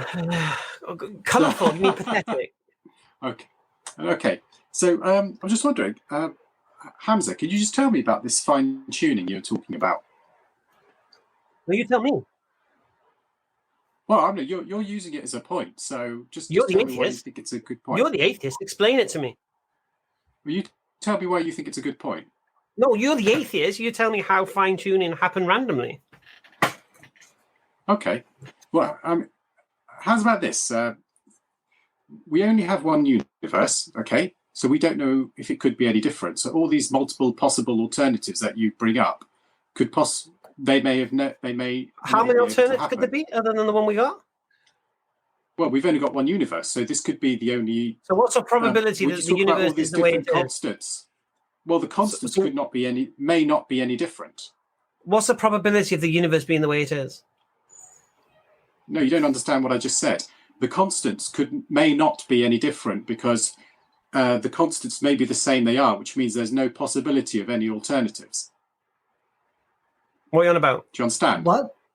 No, you don't understand. Okay, let me try something a bit simpler. Have you heard of Douglas Adams' puddle analogy? Yes. Okay. Balls. Just really tell me it. Do you think that may be relevant to the? I don't know what you're talking about. Just let me help you. Just talk. Hold on, Ehsan, you're assuming that constants exist, because they simply exist. Rather, you would acknowledge that you don't get systems from chaos, so there can't be constants if there's only chaos. So your inference there seems to be absurd. That's why we didn't get systems. You get systems built up from physical processes. So that's how things happen. Physical processes are processes because they're systems. So you get systems from systems. That's what you're basically saying. You have from processes, and processes are systems. Processes that build up. That's how you get complexity. Physical processes like that photosynthesis. Ehsan. So if I can go back to the Douglas Adams puddle analogy. Ehsan, understand my point, please. I'm begging you. Ehsan, please understand my point. When you say you get systems from a process is a system. It's not chaotic nor random. It is systematic. So if you get systems from systems, then that's something which is ordered. It is a fact that you can't get order and systems from chaos, because then only chaos would exist. So you can't say we get systems from process to refute the point that you can't get that you can get chaos from systems. Systems from chaos. Do you understand that point, Ehsan? Yes or no? I'm going to wait for him to unmute. Do you, Dr. Imran, am I wrong in making that statement? No, I agree with you. So if something appears to be chaotic but results in a system, it means it wasn't chaotic to start with. Well, not necessarily, because you've got things like radioactive decay, where there is some sort of underlying chaos, but we can predict the rate of radioactive decay. So that's the problem one with that example is that it's a common example. The problem with that example is the fact that you can predict the radioactive decay means that what we're not able to predict is the individual particle that breaks down to release the radiation, or the particle that breaks down and release the particle. But the fact that it's happening in a metered way means that there is a system there. There is something that's causing a regularity of breakdown, i.e. the half-life. We just don't understand. We just don't know how that is. And that's really pointing to the fact that we're going to, at some stage, know why a particular subatomic particle is breaking down to release that radiation. But because we don't know it now, it doesn't mean that it's random. It's just like saying that when I throw the dice, it appears the random number comes up. But if I know all the variables that go with that, then that becomes no longer a random event. It's actually a very highly predictable event. But what prevents me from saying that this is not chaotic is my lack of knowledge. So this is all you're demonstrating is that because we don't know how the system works, that therefore there is randomness. This is just an admission of a lack of knowledge of the variables within the system. It doesn't make it actually that's part of the problem, random or chaotic. If we don't know much about a system, then it can appear chaotic. But it still. So I agree. So it's an appearance it's an appearance as opposed to an actuality. That's the point that we're making. Okay, so it may appear systemic.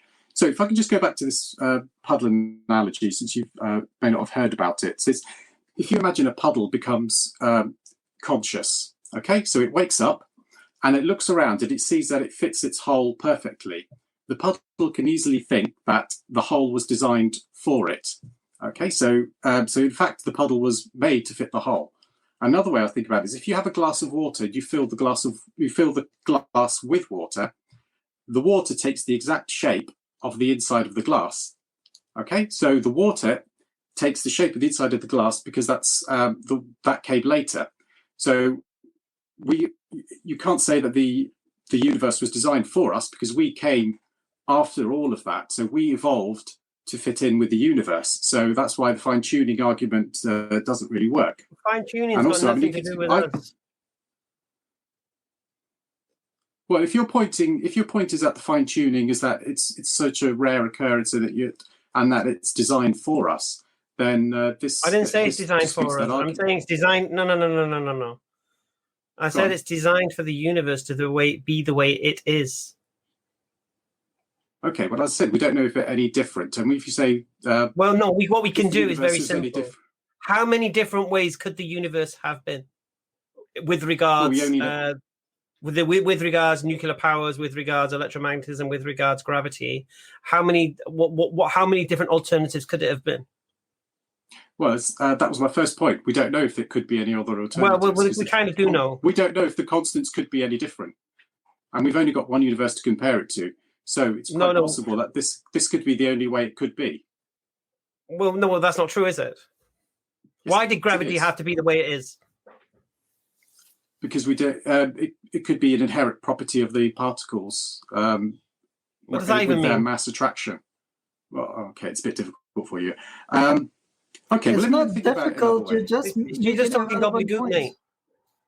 No, I'm not. It's something when you say it's an inherent you're property. Reading books written by creationists, but let's try a different example. Say, no. Let's use this example. No, let's stay on this example. How many ways could gravity have been different? The gravitational pull, could it have been different? Could it have been different? Well, for a start, we don't know because we don't have any. You don't know if it could have been different. We don't know. I thought it was random. Examples, so... Was it not random? No, I wouldn't say gravity is random because it's based on its inherent properties of particles. Are you saying the Big Bang wasn't random? No, I didn't say the Big Bang was random at all. Oh, so you believe the Big Bang was controlled?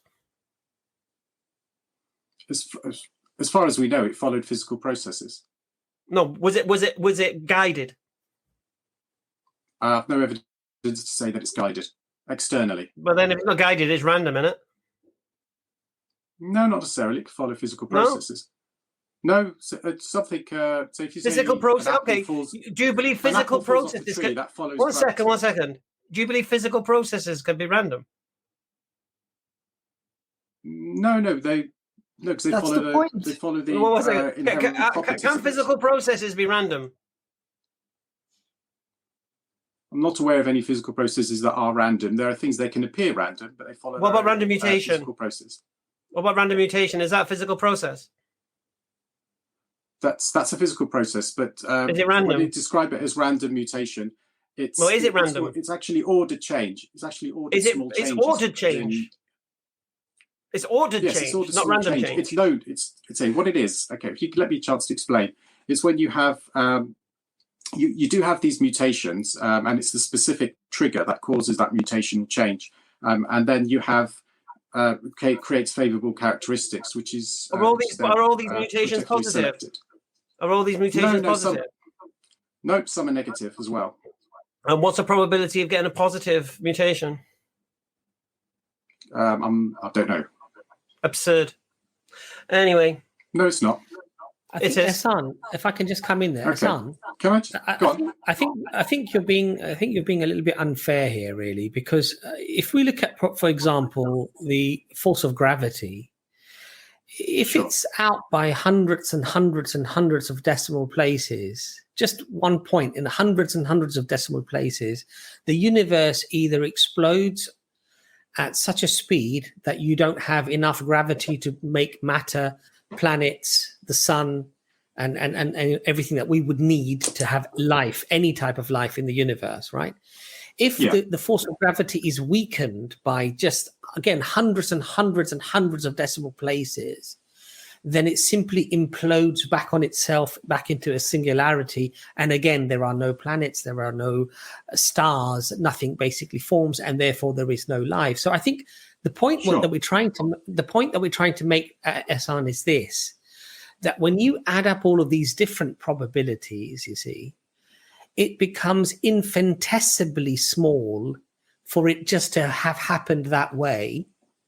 And on the other side of the coin, it's infinitesimally large that this was somehow orchestrated. And that is what the fine-tuning argument is for the universe.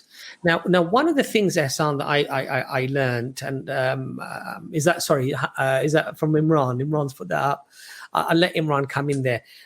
The thing is this, Hassan, if you just take into consideration the gravity, the cosmological constant, and the strong and weak nuclear forces, if you just have these three probabilities, the probability of these three reaching where they need to be for the universe to be able to sustain life is like one atom in the entire known universe. And there are at least another 40 laws of physics that have to conform to those type of probability. Now, the point here, Ehsan, is this, right? I think if you were reasonable, I don't think you would be arguing that this somehow just happened by itself. You could say, well, we don't know maybe how it happened, but yes, you're right. It is extremely, in terms of probability, very, very, very, very, we better say very low. We're talking about like one atom in the entire universe, right? Yeah. For it to just have happened by itself, right? So I think you don't really. I mean, you're just repeating the same. I think, Ehsan, I'll let you come in, but I think, Ehsan, what you would have to accept, Ehsan, is that from our stance to argue that there had to be something that was responsible for that level of intricacy and that level of measuring things out in those probabilities, and to not have faith in some unknown material cause, I don't think it's an unreasonable stance for us to actually take, Ehsan, to be honest. No, I'm saying I understand. So I just wanted to, sorry, guys. So I just want to, because I think the way that the argument is being put forward from yourself, Ehsan, is interesting, because the puddle analogy is quite a common analogy. And, we happen to find ourselves in the universe, so of course it fits us. And this is what the puddle is saying. And you're saying that, look, we only have one set of data, so we can't compare it to other sets of data. And those are reasonable points, but actually they're misapplied in the example of fine-tuning. And the reason that they're misapplied, so this is a graph I've just put up on the screen, and this shows various constants that I'm not going to name them all. That people can just look this up. There's lots of these constants that are available. There's, as Brother Abbas mentioned. And what's plotted here is that the effect on the potential life-permitting universe existing if these variables are changed. And what you see, so these are basically the plots of these different variables here. And you see in this small area that I'm sort of just circling, this green area, is the only range within which a life-permitting universe exists. In a universe where life can possibly exist, ourselves would be included within that. Yeah. Now,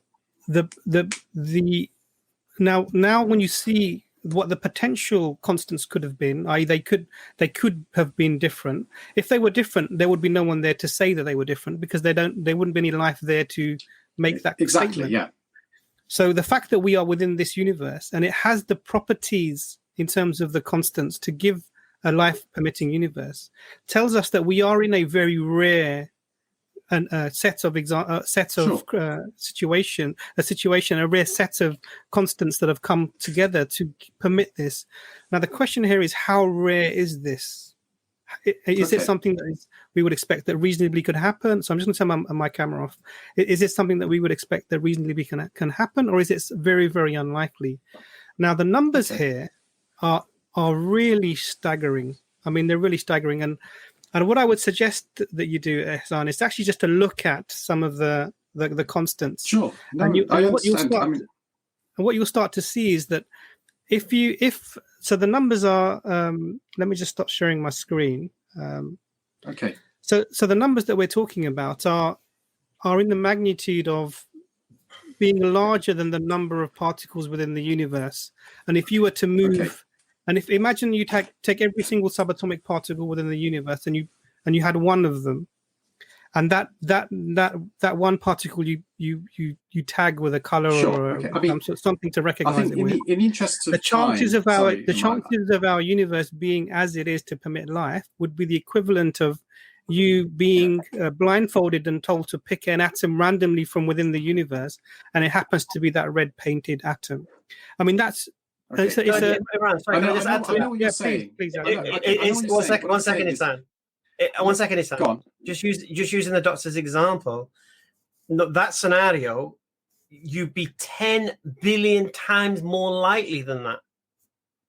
So it's not. It doesn't stop there. It actually. I get that, but let's just say, even if the constants could be different, okay, and we don't know if they can be. Even if the constants could be different, and it's exceedingly rare that things turned out as they are, that doesn't necessarily mean it was made to be for life. Okay, because even if you had like a 1 in a billion, because you have lotteries of 1 in 150 million, and somebody wins a lottery of 1 in 150 million. So but this isn't 1 in 150 million, is it?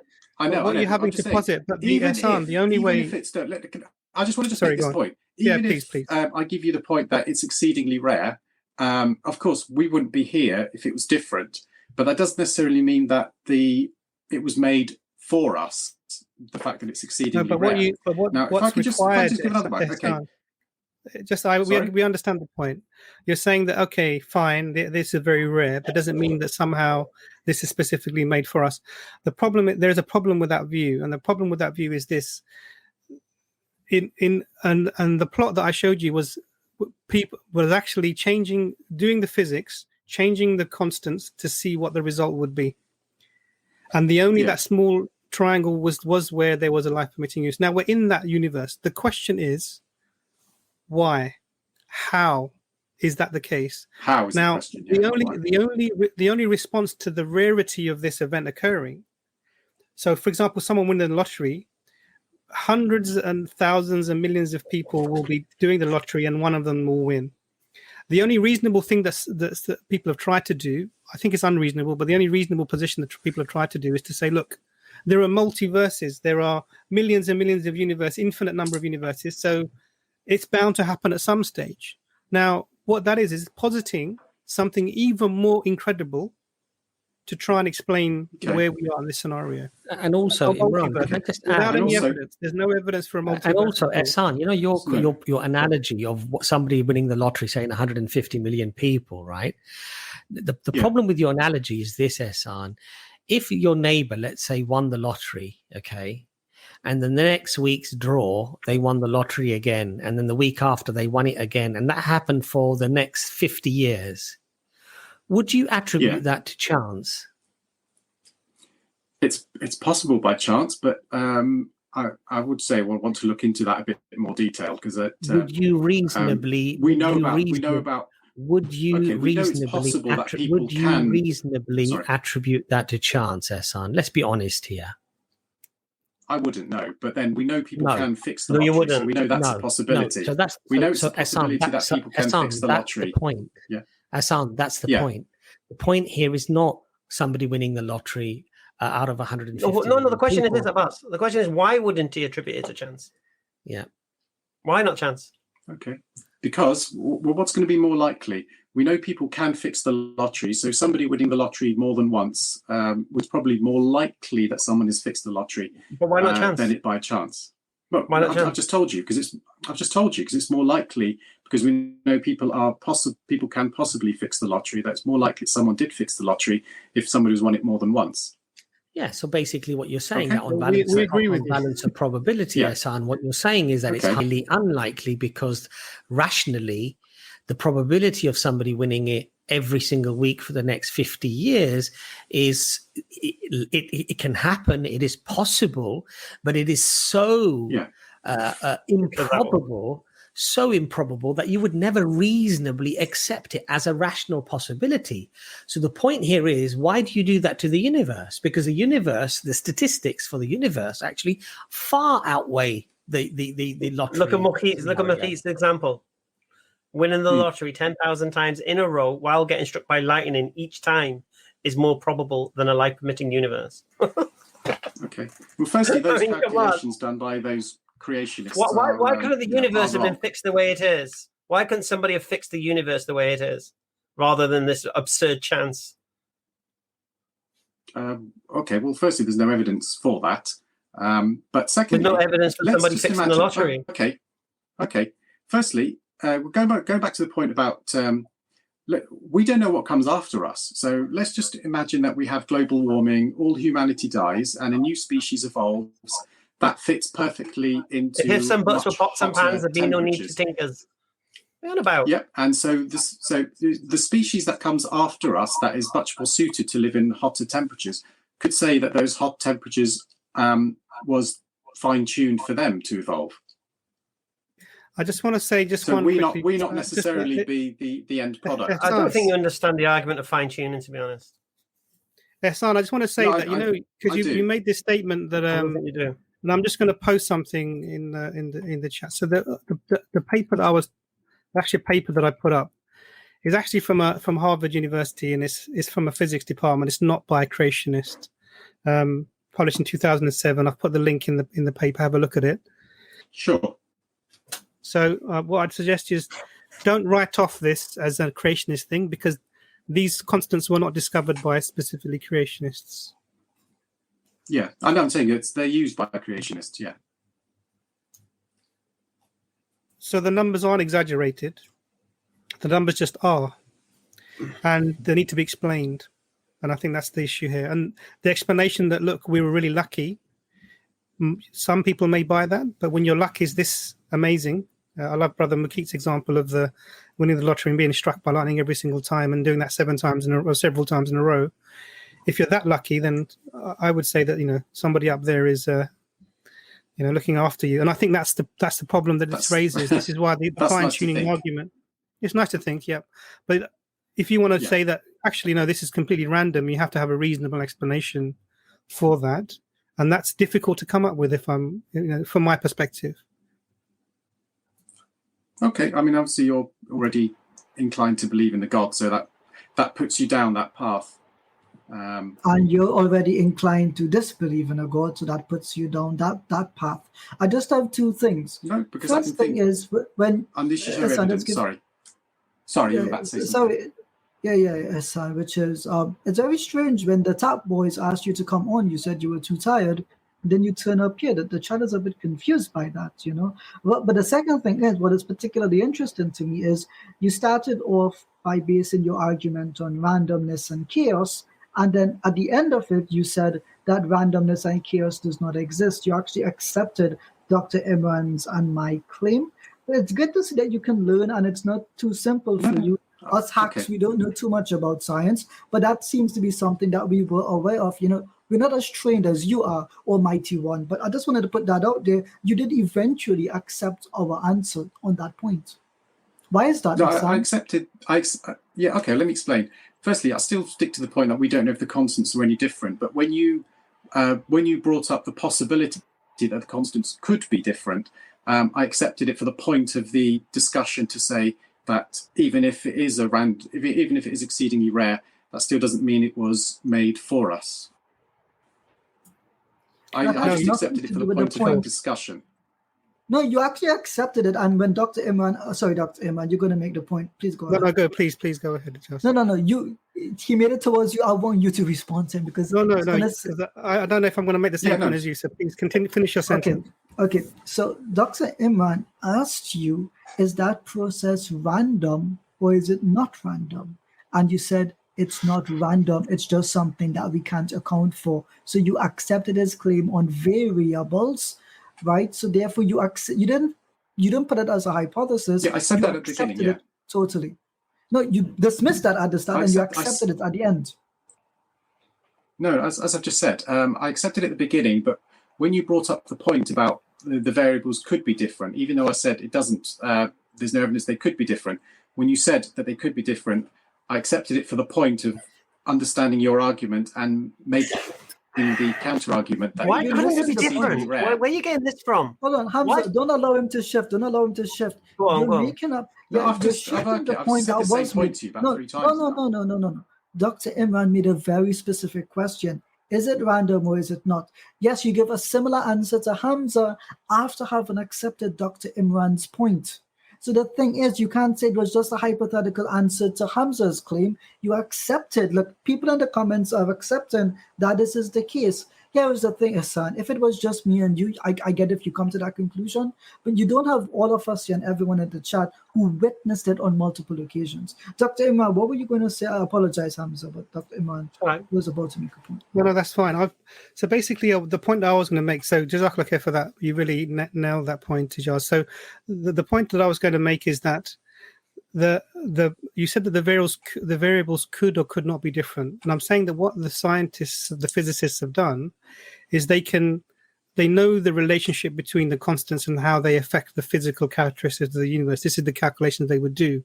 If gravity was this, what would be the effect on the universe? If the speed of light was this, what would be the effect on the universe? So you can actually mathematically establish an effect of changing the variable on the universe. And this has been done.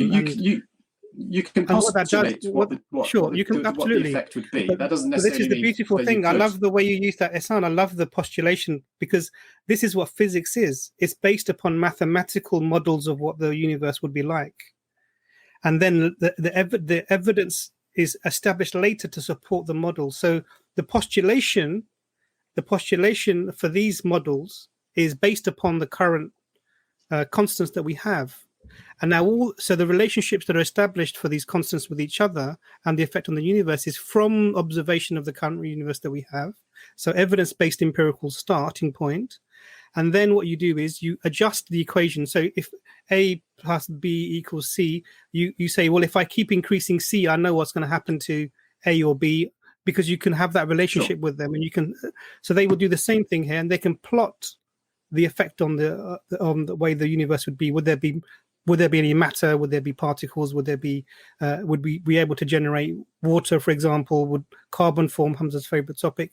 Now, all of these things, you can postulate them, and you can work out actually that the window in which we have a viable universe is actually this narrow compared to where all of the possibilities of where the constants could go. So we know that we are in a very finely tuned universe. Now, then the question becomes, are we just really, really lucky? Or is there something else? Now, we're not saying this is the only argument. This is actually a cumulative argument. And there's many, many things that point towards. I mean, we had that argument earlier on about rationality. We're talking about objective morals. We've had this discussion with you. We've spoken about, so many things. And this is just another nail in the coffin, I would say, of the idea that we are just, a random generated process. Because I think to say finely tuned, you need to show that it could be tuned. So if I give you another way, if I showed you a guitar and the guitar played a perfect tune, somebody could have tuned that guitar, but that guitar could have just come off the factory sounding completely perfect. So it had a creator, without anybody tuning it in the first place. So you need to show that even if it does seem like it's finely tuned, we need to show that the tuning is possible. Yeah, the factory tuned it, mashallah, it had a creator. We completely accept this. Thank you, Ehsan, for qualifying our point. I think, Ehsan, you're missing the point here, really. Ehsan, because the point here, you're missing the point, because intuitively, when we see something incredibly complex and well measured, we assume rationally that it couldn't have just been thrown together through some random effect. And that's by evolution, probably. And Ehsan, that is something we're talking about physics here, not evolution. We're talking about the beginning of the universe. Okay, we're not talking about evolution. I mean, to be honest, Ehsan, I think with all due respect, I think you're being a little bit disingenuous, because we're talking about physics. We're talking about the beginning of the universe, and he's talking about biology. And then you just throw a red herring in about evolution, thinking somehow. Sorry. I thought you were going. So you're making a point, and that's just being, I think, unreasonable. I think the thing is, biology is wrecked as well, and so is chemistry.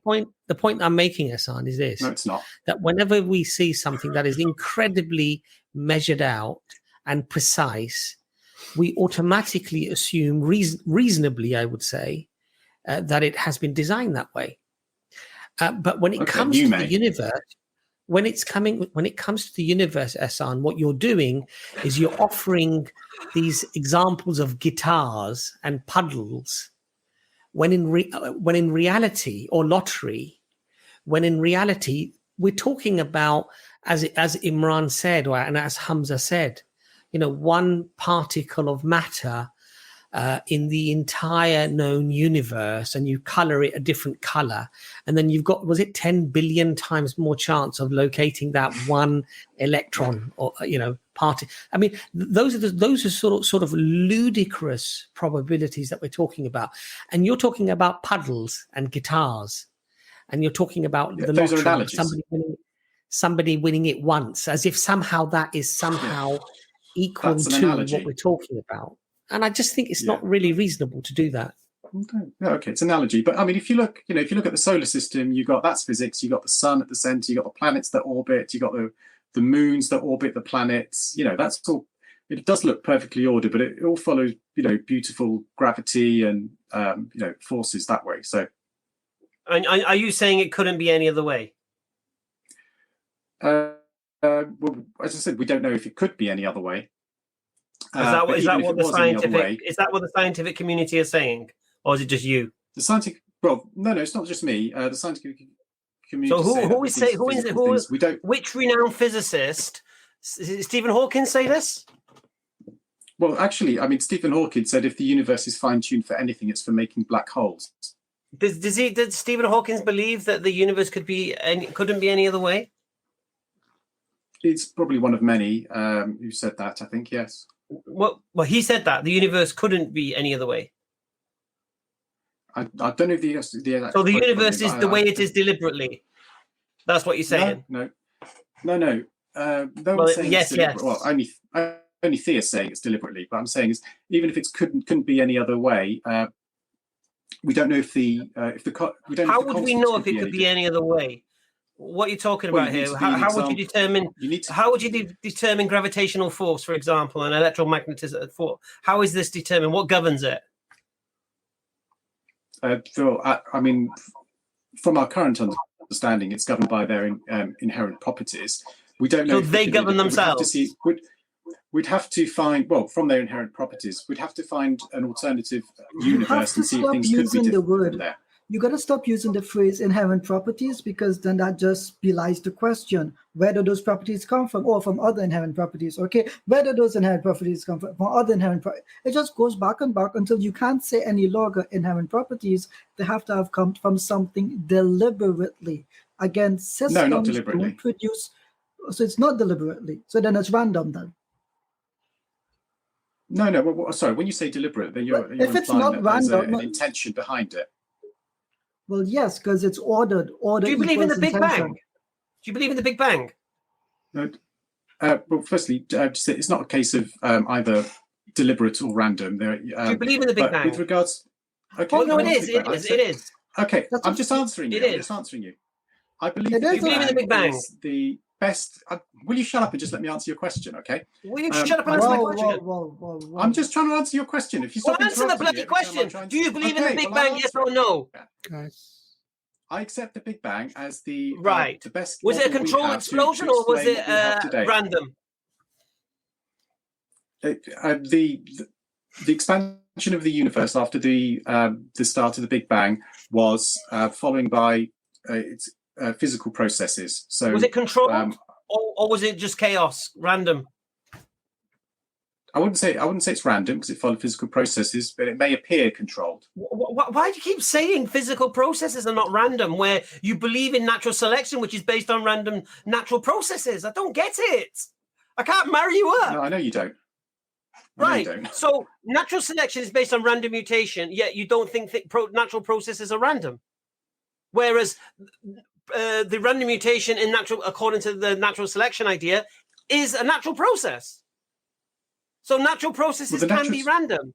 So why do you keep saying, it's not random because it's a natural process, when your worldview says random mutation, which is a natural process, is random? Well, I don't understand it. It means it's the appearance of it. So it's no. Random mutation is something that happens within the cell. Yeah? Is it not random within the DNA? Within the DNA. Is it random or not? Well, it appears random. Is it random or is it deliberate? It's not. There you go. That's a false dichotomy. What's the opposite of random? Forgive me. Sorry. Ordered. We're laughing at. It's not a false dichotomy. It's the law of the excluded middle. Either it's random or it's deliberate. It can't be something other than it. So take your appeal to fallacy out of the window. Okay. I mean, it can appear. Good night, Ehsan. Abbas has got to sleep. Right. Hamza's gone. Okay. Imran has. I've got work tomorrow, so. Nice. God, may God help you. I feel so sorry for your patience, mate, with this mentality. I'm sure Ehsan's an excellent doctor. Ehsan, what I would say is he a human doctor? Yeah, he's a human, and I'm glad he's in the life limiting universe so that we can also help other people. And I've had work today as well. So yeah, I can say it sounds like you're still there, actually, Hassan. So what I would say is, you know, the argument for from the anthropic principle, the argument from the complexity of the universe, the fine-tuning argument is really it's quite a profound one, and I think it's really important to understand that there is a need to explain the way the universe is without just saying, look, we're lucky. And I think that's the argument that you're presenting. Maybe not in that, not as a crude way as that, but that's really what it comes down to, that we just happen to be here, and, you know, so what? Or we're just really lucky to be here. When all of the calculations that we do tell us that actually, speaking from a physics perspective, this is very, very unlikely a scenario for a universe to end up in. And I think that needs an explanation. And then all the other points we've made previously on other topics about atheism. I think you pointed to the fact that we may be holding these views because we are inclined to believe in a creator. And Ijaz pointed out the fact that that's something that can be put back to you, that you may be inclined to disbelieve in these things, because what you posit instead is, or what not, maybe you're not personally, but is multiverses, which are which do not really account for where we find ourselves, and there's no evidence for them either. So I wish you all the best. Thank you. Have a look at what we presented to you, particularly look at the fine tuning of, say, look at some of the constants and look at how finely tuned they are. Yeah. And then maybe try and think of a way of explaining why that's the case. Okay. I suggest you also look up, some of the rebuttals to fine tuning as well, so that we all broaden our minds. Can I leave you with some homework, Ihsan? Go on. Find me something from our human experience where some information has just come randomly from anywhere in our human experience. Yeah. Sorry, what was that? Okay, within our human experience, find something that came together that contains information randomly. No, homework. Go I'll have a think. Yeah. I look forward to your answer. Imran, just finish what you were going to say, and then we'll end the stream, inshallah. Carol Wright's a Christian if you want to have a little bash at her. She's an old lady in America. Okay, but Imran, just finish what you were saying. This question on the screen, though. Sure. Ihsan, we wish you all the best. You take care. Have a good evening. Okay. Bye-bye. Nazam, you just answer this with me. You just confused us. We're going to fight after this, Doctor. Did I say Ihsan? I said Ihsan, not Ijaz. Started Nazam, do you want to answer this question on the screen? Yeah, just very quickly, I was going to recommend a book by Mufti Taqi Usmani. The book's called Approaches to Chronic Sciences, and he more or less addresses all these questions in that. Just answer him now. Okay, one, the Quran, because it claims to be the lectures of Abraham, and if you look in the Quran, you'll see all the prophets of God, all the ones. So the God of Abraham, we know who he is and who he sent and which prophets he sent, which Quran confirms. First thing, how do you know Quran you have now is Muhammad had not a redaction? Well, we know that because the Quran was a community project when it was put together, and we know that it was memorized, and it was also written down, and it was all married up. And why is Bukhari more reliable than Muhammad's sayings than the Gospel of Jesus? Because you don't know who authored the Gospel of Jesus' words. None of them were eyewitnesses to what's written in the Gospels, or should I say gossips. Whereas when the hadith we have are narrated by people we can verify, see if they were there, see if they told the truth. All right, next. Latest Clifton. Bye now. Carol writes, as I live and breathe. All right, come on. I'll give you a massive build-up. Let's have it. Been threatening to come on Hamza's Den so many times, and here you are. Carol, we can't hear if you're trying to speak, by the way.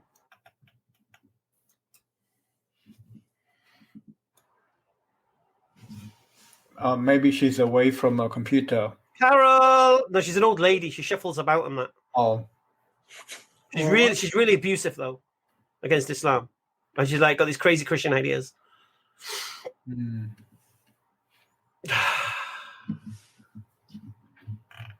Oh, well. Carol. Maybe she's gone Carolyn early. I mean. Shut up, Ijaz. Carol, thank you for coming on. Looks like Carol was wrong.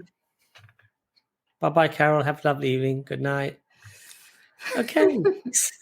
Everybody's criticizing me in the well, not everyone. Some people are criticizing me in the comments. I want to end the stream early. It's 1:07 a.m. We have neighbors, and it's 3 hours and 29 minutes into the stream. And Doctor, you've probably got work in the morning, right? Alhamdulillah. Exactly. So He didn't guys, say yes. He didn't say yes. That's what I'm going to point out. well, we need to end it sometime. Okay. I think on that bombshell, we can, inshallah. Hamza, what have you got coming up next on your channel? What day is it today? I've lost track of time. Sunday, isn't it? Is it Sunday today? Yeah. Oh wow. Tomorrow. It's Monday now. Tuesday, Wednesday. I think we've got EFDawah before me next. I've got the shop tomorrow. We're back in the shop. I fixed my laptop, so we're going to be back live from the shop 3 o'clock till 5 o'clock. You see what goes on in the shop. Fab Hijab, we got you covered. Then obviously Thursday we're back here with Dawah Clinic, if I'm not wrong. And then Friday, big lineup in the arena. We got the Sheikh from San Diego is back in the house. Brother Jake is in the house. Brother Hashim is in the house, and Brother Saki Hussein is in the house. I hope some Christians call in, man. Woo! Get fishing on Discord. Let's get those contestants. Ijaz, have you got anything coming out on your channel? Not to my knowledge, but if I do, you can find me on Quoting Christians, Ijaz the Trini, or you can find me on Clubhouse, where we've just been beating up bad Christian arguments all day long. Alhamdulillah. Dr. Imran, everybody's screaming for you to put more stuff out on your channel. When is that happening? Yeah, I've got 2 videos in the pipelines. It's just finding the time to around work to try and sort of put them together. But within a week or two, inshallah, they should be up. I'll prioritize them. Jazakallah khair. Alhamdulillah. And let me just add. Sorry. On Wednesday, I've got a chat with a young girl, English girl, inshallah. So that will go up on the channel as well. Just kind of why Christianity is not true kind of talk. So that'll be going on as well. And also, I'm getting together with the lads tomorrow to challenge this concept of the Kaaba. I got to do a bit of editing and put some of that apostate prophets whiny kind of claims in it to try and mix it up. But that's going to be really, really informative, and that'll probably be out sometime this week as well. Inshallah. Alhamdulillah. Brother Nazam, any closing statements? I just heard that Makit has a diary and it's called the Guinness Book of World Records. All right, good for Makit. So have you gone from the Stallone to the Chuck Norris? I'm going to have to get a Chuck Norris meme now. Oh, no. I'm still Nazambo. So, yeah, that was a Nazambo quote, by the way.